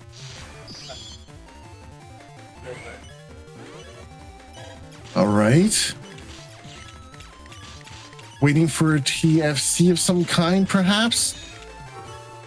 Yeah, nice! S tier! S tier! S tier! Give me your aura, boy! See, that was an interesting TFC. So I think afterwards I was thinking about it, where I think that was a bad TFC on my end. I should have let the aura go through because I have Tengu, so life auras be back away from trivial. Yeah, that's true. That's true. So and then you still could have gotten your area back as well. Yeah, exactly. Fair enough. The defense ready for that one, not taking any chances. Gets the decross. Ooh, that's looking like a game. Good Magnum. Good Magnum.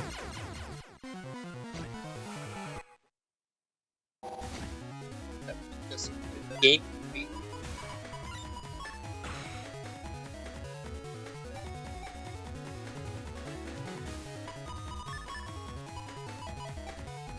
So this is actually just starting because of the warp step and these track panels. If I step on them once, I'm able to potentially center myself. Otherwise, I'm able to definitely small always make the biggest difference. Yeah.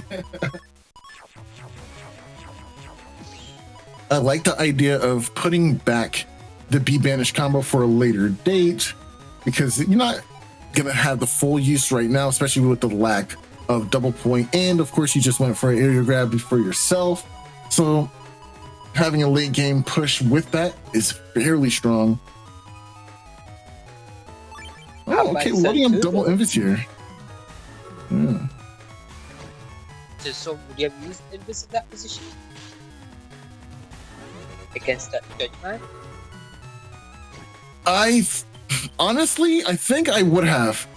I honestly think I would have, but I think it's also the wrong decision, so I'm glad you did it. Really? I don't know. I think it's pretty close, because if the follow-up was Mag, maybe the invis and the first barrier could have been nice. Yo, show me the time 2 fist. Oh, you got blocked. At the very last frame. I think literally 1 frame away. We got the collision hitbox before the game. Yo, fire hit is one of the most disrespectful chips in the game. There's nothing like just getting decked in the face, bro. Like, this is so wrong, bro. It is so wrong. Yeah, it actually does quite a lot of damage, which just makes it very scary. It really does, bro. It does so much damage. 180 times 2 is nothing to scoff at, man. Nothing to scoff at. Oh, man. I was hoping for this. Go ahead and take your damage, big fella. Nah, you can't avoid that. Go ahead and take your damage, big fella. Okay, so since we see Geddon, maybe we're definitely not going to see a Navi. Dropping it early is the definite great thing to do. Judgment in hand, go right to beat. Keeping this area, I like that. Not moving back just yet. What do you... Oh, Gondelso. You see why it was so important to be disciplined and not move back in the situation, because that could have been Gondelso huge amounts of damage just because you camped in the back there, right? But now the option of being able to move back, I can keep my current body, I can go for whatever I want and keep my movements and my plays ambiguous, all because he kept on that cracked panel and didn't move back. Very important to pick these kind of intricacies up. As we said earlier, they're the most important ones. It looks like another turn goes by and I decide for some reason to not take my head badge. I don't really know why. Maybe you don't need that. Yeah. What are you using it for? I'm winning. What do we do? I don't need this right now, bro.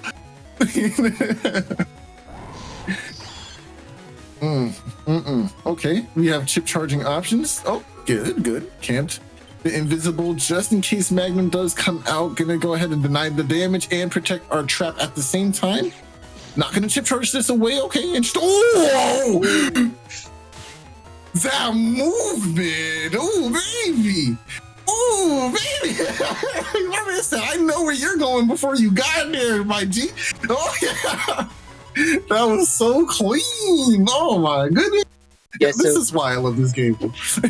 Warp set is often seen as like a very negative thing, especially if you're Gregor, which is fair enough. You can't land most of your charge shots, but I think it's underrated in that it can be good. It allows you to make these unpredicted moves. Makes it, while it can trap you in certain positions, it can make you also land things you wouldn't have otherwise. And dodge things you couldn't have otherwise, like wind gusts. Like, come on now, it's so good. Oh, hey, you went hub here. Oh, nice. I guess you did need it. Yeah. Oh, this hand is beautiful. B code is so nice. You got the machine guns for the trap and the Navi, dude. Like, this is so good. We got the wind rack too. We got everything in here. It's free real estate. What cross you going for? Are we keeping Tengu? I bet. I believe.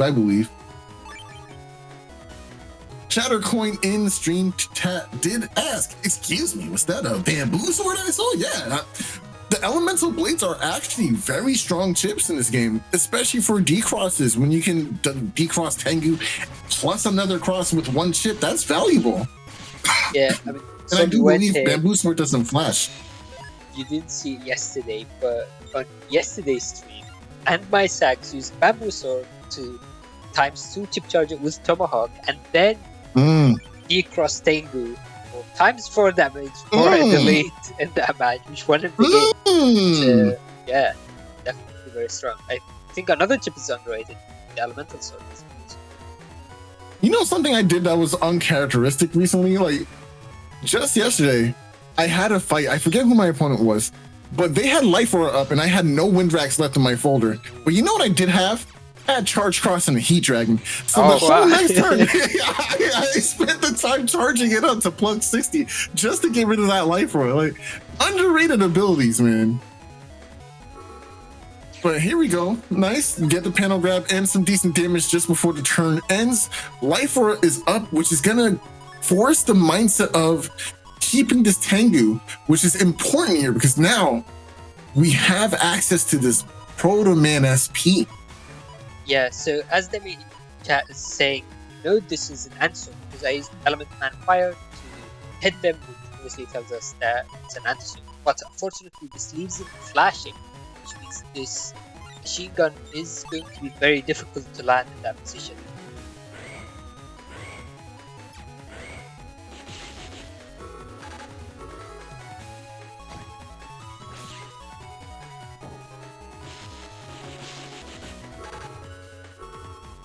So? I'm here. I'm alive. There's a lot of damage on the board. Did you ask me a question? No. Okay, all right. Oh, I'm sorry. Okay, I just wasn't sure if you saw that.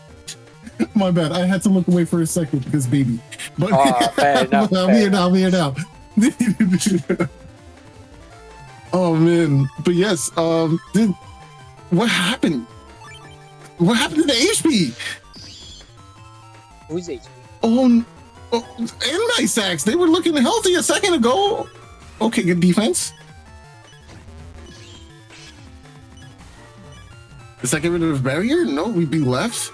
Geddon doesn't do anything. Oh no, wait, Blast Man. Okay, I guess we don't need it. Did you trap yourself? Summon Black. Are you still flashing? No! Oh!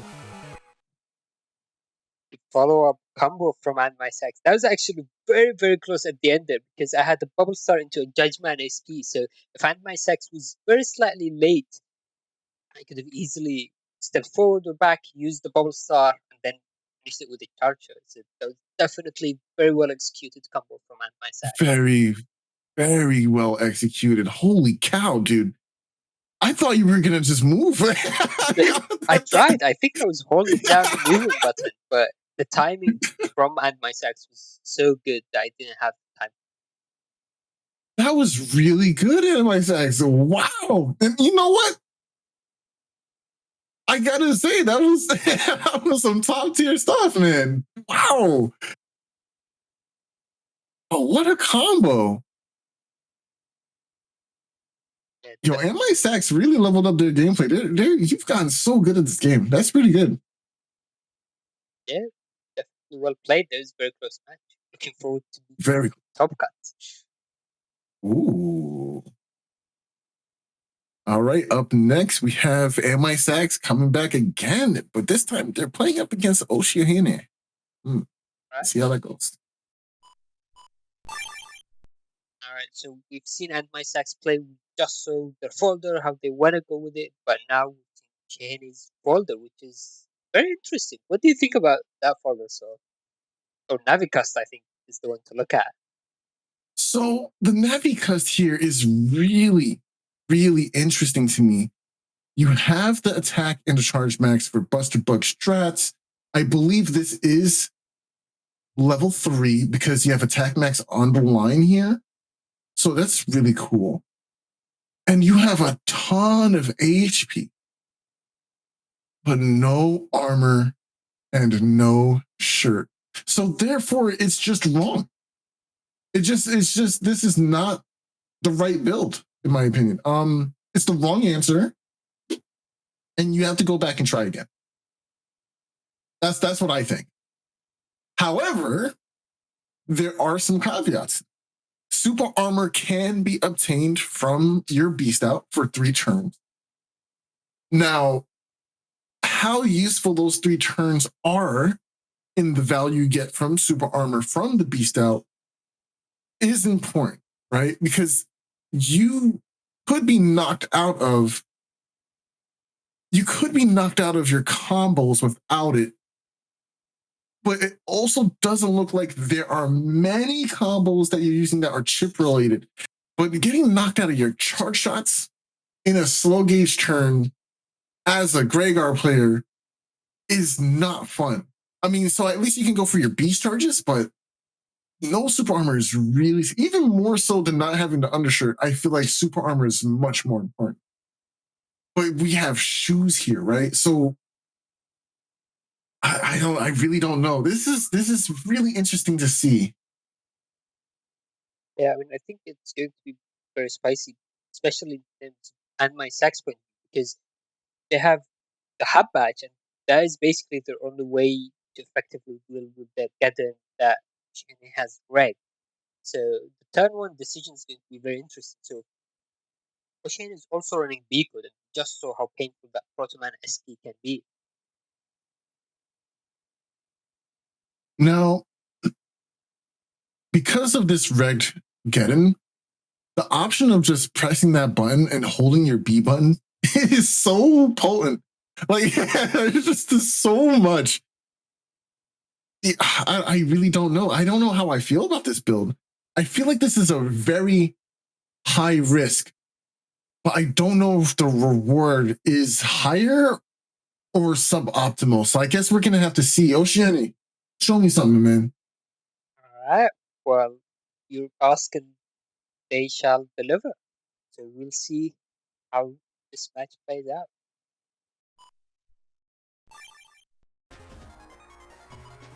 Alright, this time we're seeing it from AndMySax point of view, so we can see that custom 5 in effect, and I guess we'll see if they get another turn 2 hub and quick buck, because I don't even remember how quick it was.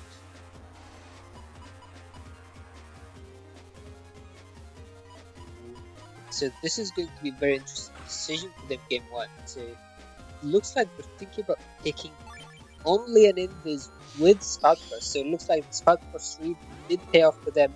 Osiahene is running no custom, so going to charge gives them a lot of value.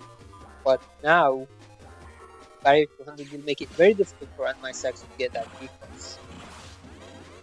Gonna go ahead and lock down a couple of these charge shots here from SoulXCross. Really nice. Gets decrossed eventually, though. But the value you got out of this is very high. End of turn, dealing with Rush is the safest way to deal with it. Get rid of your invis and take that stun. But now we have the option to cross out into another form or beast out, so you're not stuck.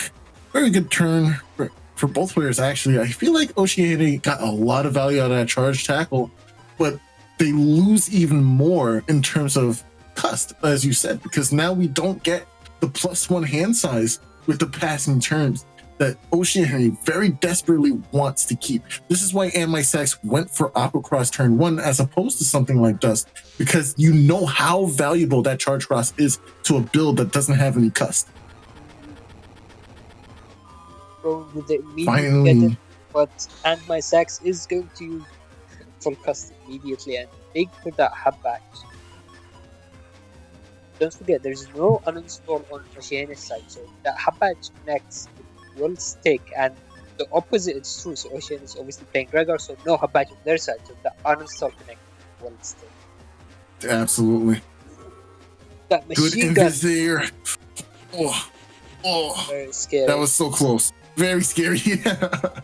Life words. It's like, yeah, I'm not taking these short shots either. Bucko, back up. Back up. Yeah, what you thought? No, yeah, you don't got no win rank either, huh? Yeah, with that cuss 5, huh? I bet you felt so safe. It's like, yeah, you didn't get none out of that. Bye-bye again. There's one checked off the list. Only one left in the folder. Can still use to utilize a strong combo, but AndMySax is just going to keep getting more and more momentum as time goes on, because now Hub Batch and Anti-Navi coming in right now. Yeah, you know, I do like the strategy of having Beat and Anti-Navi. I think that does work really nicely. Or Beat plus, or Anti-Navi, Beat plus Rush. It's just such a strong strategy. It's just taking away the options from your opponent. Ooh. If only you walked forward. Nice. Beast charging. Very strong strat for Gregar players. So much damage there. This might even cost AndMySax the anti-nav as well if Ocean still has chips to chip charge. They might still do. Ooh. Beat. I wonder what they lost that. I imagine something like maybe Element Man or Judge Man. It seemed intentional because they had an opportunity TFC against the Raceman from AndMySax, but they decided to hold on to it. It's probably just something they want to throw away. Here comes the uninstall. Now, this is very important for a Gregar player to have a defense that isn't anti-damage up against something like this. That's why Barrier 200 is so nice to have in the folder, but we've already seen that come and go. All that's left is Blast Man. That's really good answer, but you're still going to take the uninstall, which is fine. We didn't play Super Armor anyway. We will lose the shoes though. Groundman SP invisible. This is looking very close, but this is still going to be very much an uphill battle for Osiahene. If he's unable to do that damage, it's going to be very difficult to finish off the game. Unless he does it very quickly. Okay, this is a very good hand. You could beast out and go chip charging if you wanted to. You could go for the Summon Black with a hole if you wanted to. I think the Summon Black option is quite nice because you got a hole right in front of you already, so you can mash this out for some big damage. Super Armor is finally in effect here, which is really important for these beast turns.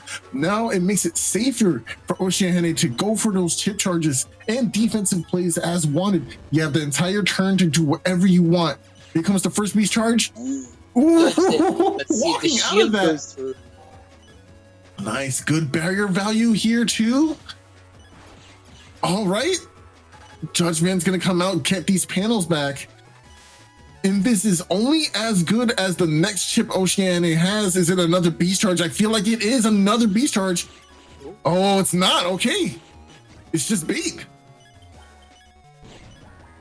Nice center line breaking here means that Osiahene's either gonna have to camp in this panel or move and be trapped, which means this is a great opportunity for AndMySax to counterattack. Okay, but so this position, look at that ground cross. You have Gedde, you have so many. I'm not sure I'd do it because it's very risky since you come simply line attacks from Osiahene, so you can basically take damage very easily. But it's still there as an idea. I'm not gonna lie to you. I think I locked it in already. I'm doing it. Oh, you trapped? Oh, you about to get these drills that pierce the heavens, my boy. Oh, good get in here. Good get in. That will block the Proto Man. Unfortunately, Geddon is one of the main contributing factors as to why people might not look at B code as successful because of this exact interaction here. But the value you get out of the damage from Proto Man is just too high to not consider. Another Magnum center breaking. Yep, very smart. Force your opponent to a side. Nice, good dodge. You're playing with fire, AndMySax. You only have 120 HP. Relax. You're okay. You're okay, I promise. You don't have to force anything. Oh my gosh, you're giving me anxiety, dude. They are running low on chips, so I don't know if I agree with the OK assessment. They need to do quite a bit of damage to Osiahene, and Osiahene still has the strongest chips. There's still the potential for Q-Force in play. Yeah, and of course, 920 HP, still feeling relatively safe, still feeling very demure. Let me stop. Okay, almost dodged all of that. Took one hit. There goes the Geddon. Good invisible. That should buy you some time. Oh wait, because of the buffered movement, he also has that crack panel as well. So even if the dodge. Okay. That was just still had enough HP to weather. Missed the erasement. That would have been GG. Oh, for Buster Shots, what are you waiting for? Buster Shots I don't know. Enough to finish it. Chip charging here. No super armor. Both hits can hit here. Very close, and actually no undershot as well, so that would be enough to game. Element hand in hand as well. Going for ground, gonna go chip charging this. Oh, I died. This is scary. This is really scary. Yeah, okay, I like this better. Heat crossed in the time of need. You drop it. I love this. I love this. That's it. That's it. Yo, that was so sick. All right, game two. That was a tough game. Yeah. osiahene was just able to outlast a lot of the damage AndMySax was going for. Yeah, I mean, that's the benefit of having so much HP. AndMySax was able to apply a lot of pressure, almost was able to bring it back and do the final blow, but the life or at the very end, saving osiahene. Yes, bug fix early again. Very nice. Despite the cut size, getting it early is nice. Placing it at the top of your folder does affect the RNG. Oh, and we're seeing firsthand why Gregor players like to have their super armor. So, and it's exactly this right here. That was actually a very interesting trade because you saw that osiahene was interrupted once, but at the time he wasn't interrupted, he was hit after the charge, which meant he could land in extra charge. Because that animation got cut down shorter, and the race has a very long animation, so that actually wasn't too bad. Oh, AndMySax doing the old fashioned. This is one of my favorite plays. Yeah, we're gonna let this time out. I'm gonna go ahead and do some dust digging, some light spring cleaning for my hand here. Gonna sift through my folder, put these on the bottom, see what I get. Is that an uninstalled G? I see. Okay, lock in, go for another dig session because we got the full cuss on deck. Oh, did you just go slash? Let me end the turn real quick. Yeah. And now I have a chance to find my Alta slash. That's so good. Definitely a very good play. I mean, full cost using it like that is very defensive, but I think especially in a folder like AndMySax. So another use that could be good for full cost is take it with like an element minus P or Muramasa splash chip. But I don't think AndMySax is really running any of those. So using it like this, letting you know what the opponent's running and giving you an extra hand. Yeah. So, in order to avoid the uninstall, avoid the uninstall, they had to have cross canceled there and just let go of that wind rack and then drop their life for it, because your first objective is to protect shoes at this point because you need that value, right? You want to protect the value that you put into your Navi cust. So dropping slash probably would have been better in this situation, especially since they had the life aura in hand too. Yeah, I mean, throwing away wind rack like that would have been very painful. I feel like it was a very difficult decision for osiahene. To be honest, I don't blame them for staying in slash. They were able to keep the slash. That could have been quite a lot of damage. They had the area, they had the defense, but unfortunately, they got punished for it.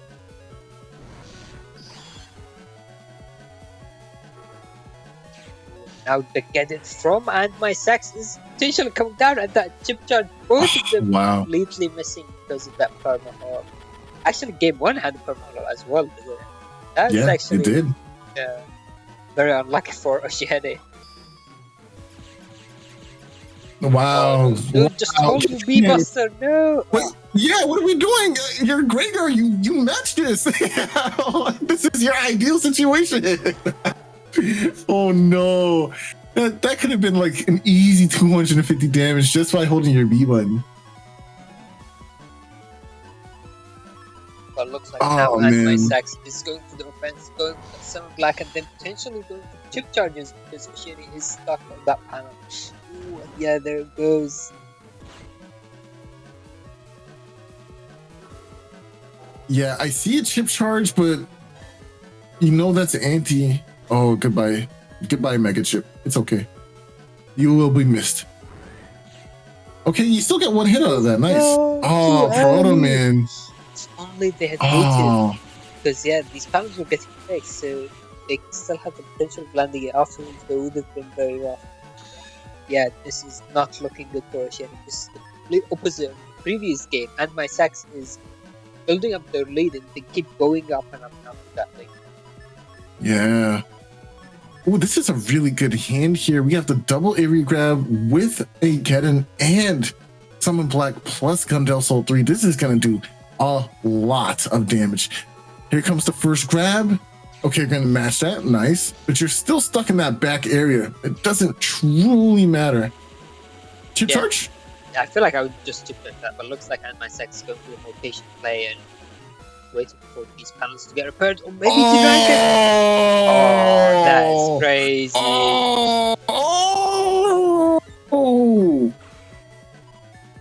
Yeah, I would have gotten hit by that one. Yeah, no, I was mixed. 100%. MSX is a better player than me, clearly. Like, he got me with that. Wow. To be fair, wow. The Geddon there only stopped one roll for being one column for being summoned, so it wasn't actually too different to getting it. The scary thing about Q4 is the follow-up. That Gundel Soul would have missed anyway, I think. Oh, that was not the right cross to go into. Yeah, Tomahawk. Or you have defense. Very painful. No. Oh, Rush. Oh, that might be such game. a good boy. Yeah, that's gonna shred their HP. Yeah, and the bamboo sword at the end. Wait, that Gundel Soul was firing off the screen. Oh my gosh. Here we go, game three.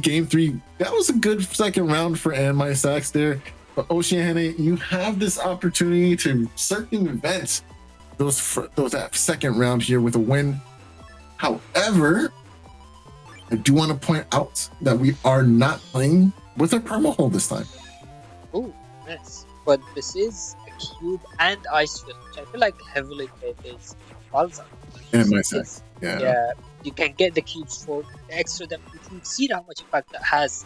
But also, these ice panels are very difficult for Osiahene. And look like AndMySax has the uninstall 10-2 already. Can we talk about this for a minute? Look, you're playing Cuss 5. You don't deserve this. And you know what? You do deserve this. Yeah. You do deserve this. Yeah. Now, this is justice. Cubes, ice style. Oh, yeah. This is very good, Osiahene. Very good. Now press your B button. Ooh, go for it. Ooh! Nice dodge. Waiting up for the bait. Fortunately, this means Osiahene is unable to land more chance shots. Wow! Oh, wow! That was a read. That was a big read. AndMySax went for it, and I respect it. But now we need a new answer for this here barrier, which is going to be Tengu. Now, this is scary because we do have anti-navi, which is pretty important. Proto Man could be in this hand. And we don't want to be hit with Proto Man in this situation. So this is a very... How do you keep getting the ideal hands? And are you cheating? There's no way Cuss 5 is giving you this much value, bro. Yeah, to be honest, I'm glad Salad isn't here to watch this match because you know she was gonna go crazy. She always complains about custom 5 and people getting the perfect hand. Oh, the Proto Man SP, the punish we were just talking about. I knew it, man. Anti-Navi was... Maybe you reversed the order. No, because then you just get your hub batch taken. Oh, S tier, by the way. I just want y'all to know it's S tier. Like, come on. It's the best, one of the best ships ever, bro. Like, come on. But especially when it protects you from navies. That's what it does, right? Golly, dude. Nice. That was excellent play from Osiahene. Just waiting for that hub and being like, it's either this or that. You have to choose. And there's no way you're going to throw away hub. There's no way. Smart. Going for the spout cross here will threaten this. Okay, we're going to mash match that up with a barrier 200 of our own. So this gives us a little bit of safety. If you have Element Man in hand, that could be very helpful. There goes Beat taking something. What did it take though?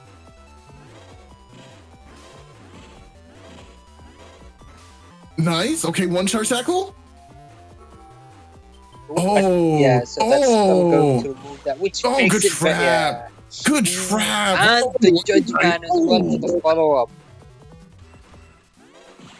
That was pretty hot. That was pretty hot. Yeah. Now HP. Look at that HP bug adding up. This is why you want bug fix these kind of bugs, because that HP bug is, I think it's literally the same level as Anubis HP drain. It's so painful.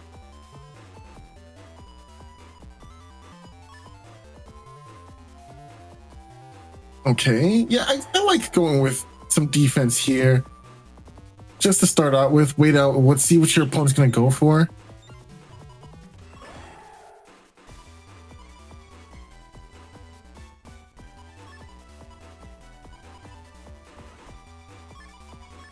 You see the guidance, but we know that the uninstalled missed. So what do you do with these guidance? Do you chip touch them? Do you still use like Q force or like Navis? Very difficult to say. Oh no. I think you chip charge one of them at the very minimum. Oh, that's a lot of damage from these machine guns. Osiahene was considering chip charging an Aqua Spiral, and we know what happens. They did that.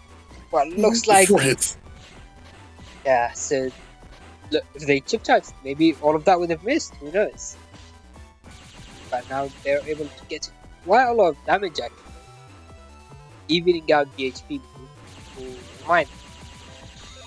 Just taking these charge shots to the face. I'm not sure why we're, even if you take one from them stepping up to attack you, you still have the broken panels to like trap them, right? So I'm wondering why we didn't just use that as the option here.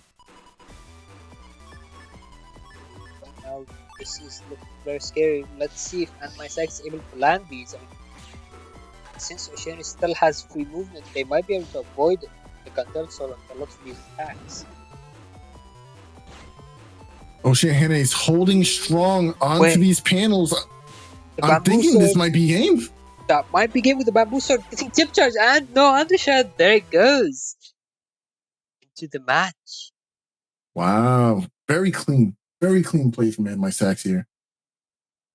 Yeah, not much you could have done. Played. Yeah, I mean, that bamboo sword coming in the end and basically making the difference. I don't think they would have won, at least right there, if they didn't have that bamboo sword.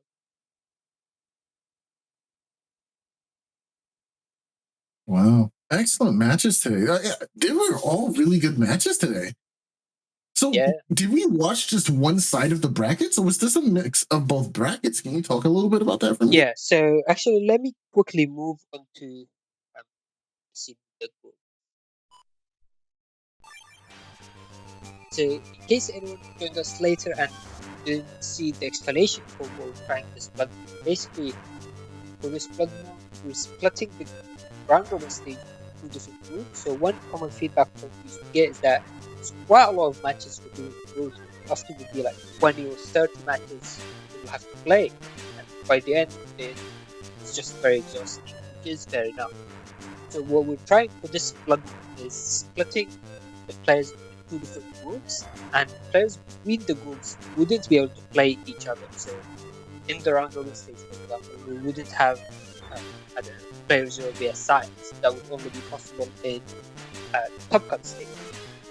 And these matches, so to answer your question, so the matches we've seen were from either group. I don't think at this stage it really matters which group the match is in, but that will definitely be very relevant in the top cut stage, because at that point we will be seeing new matches. People who haven't played each other in the round robin will be facing each other for the first time, so it will be all about basically finding out the play style and how you want to play against them. Okay, I understand. That makes sense. I think it's actually really cool to be incorporating a split bracket, because again, as you said, it is exhausting to play through 20 matches before a top cut. That's a lot of matches. Like most in-person events would be like 9 rounds, right, into a top cut situation. But for us, I feel like a pools kind of situation works better. Yeah, and I mean, that is definitely what we're trying now. So we'll see the feedback we think, and we'll decide where we want to go. But this is not the only change we are planning forward with. So make sure to keep an eye out for the future. There's a lot of very exciting news coming up for future plugins as well. All right, that's really awesome. But yeah, that was our final match for today. So thank you everyone for watching. With that, let's head to the credits. Yeah, thank you everyone for watching. Thank you for players playing their matches and submitting the stream. And as always, a huge shout out to Salad for organizing the tournament and making the stream play out. Don't want to forget as well, Order Night worked very hard actually, working yesterday and today, looking through a lot of boards and curating them to give us these amazing matches for these streams. He had to stay up very late to make it in time. So thank you again, Order Night, for doing that. As always, shout out to Soul. Thank you for joining me on commentary. It's definitely very fun to have you again with us. Oh, it's always a great time, and the pleasure's all mine, man. You're just great to cast with. I appreciate you. Yeah, thank you. It's always great to have you as well. And Ryuzaki Ukucha is asking, when will the next stream be? So our streams are usually at 1 p.m. EST on Sundays. Yesterday we had an extra special stream, but we'll always be making announcements into the stream. So make sure to keep an eye out on that. And before ending the stream, I do want to give a quick shout out to people doing their monthly Ko-Fi donations throughout this the break, and even now as we start back with our regular cycle. So thank you to Cha, Yamlan Hero, AndMySax, and Kayorado for continuing monthly subscription as well. Alright, but that will conclude it for today's stream. So thank you everyone for watching, and hopefully we'll see you again next week for the final stream of the round robin stage. We still have the top cut stage to work, so stay tuned. In for a few weeks of streams as well. Alright, thank you everyone for watching, and good night.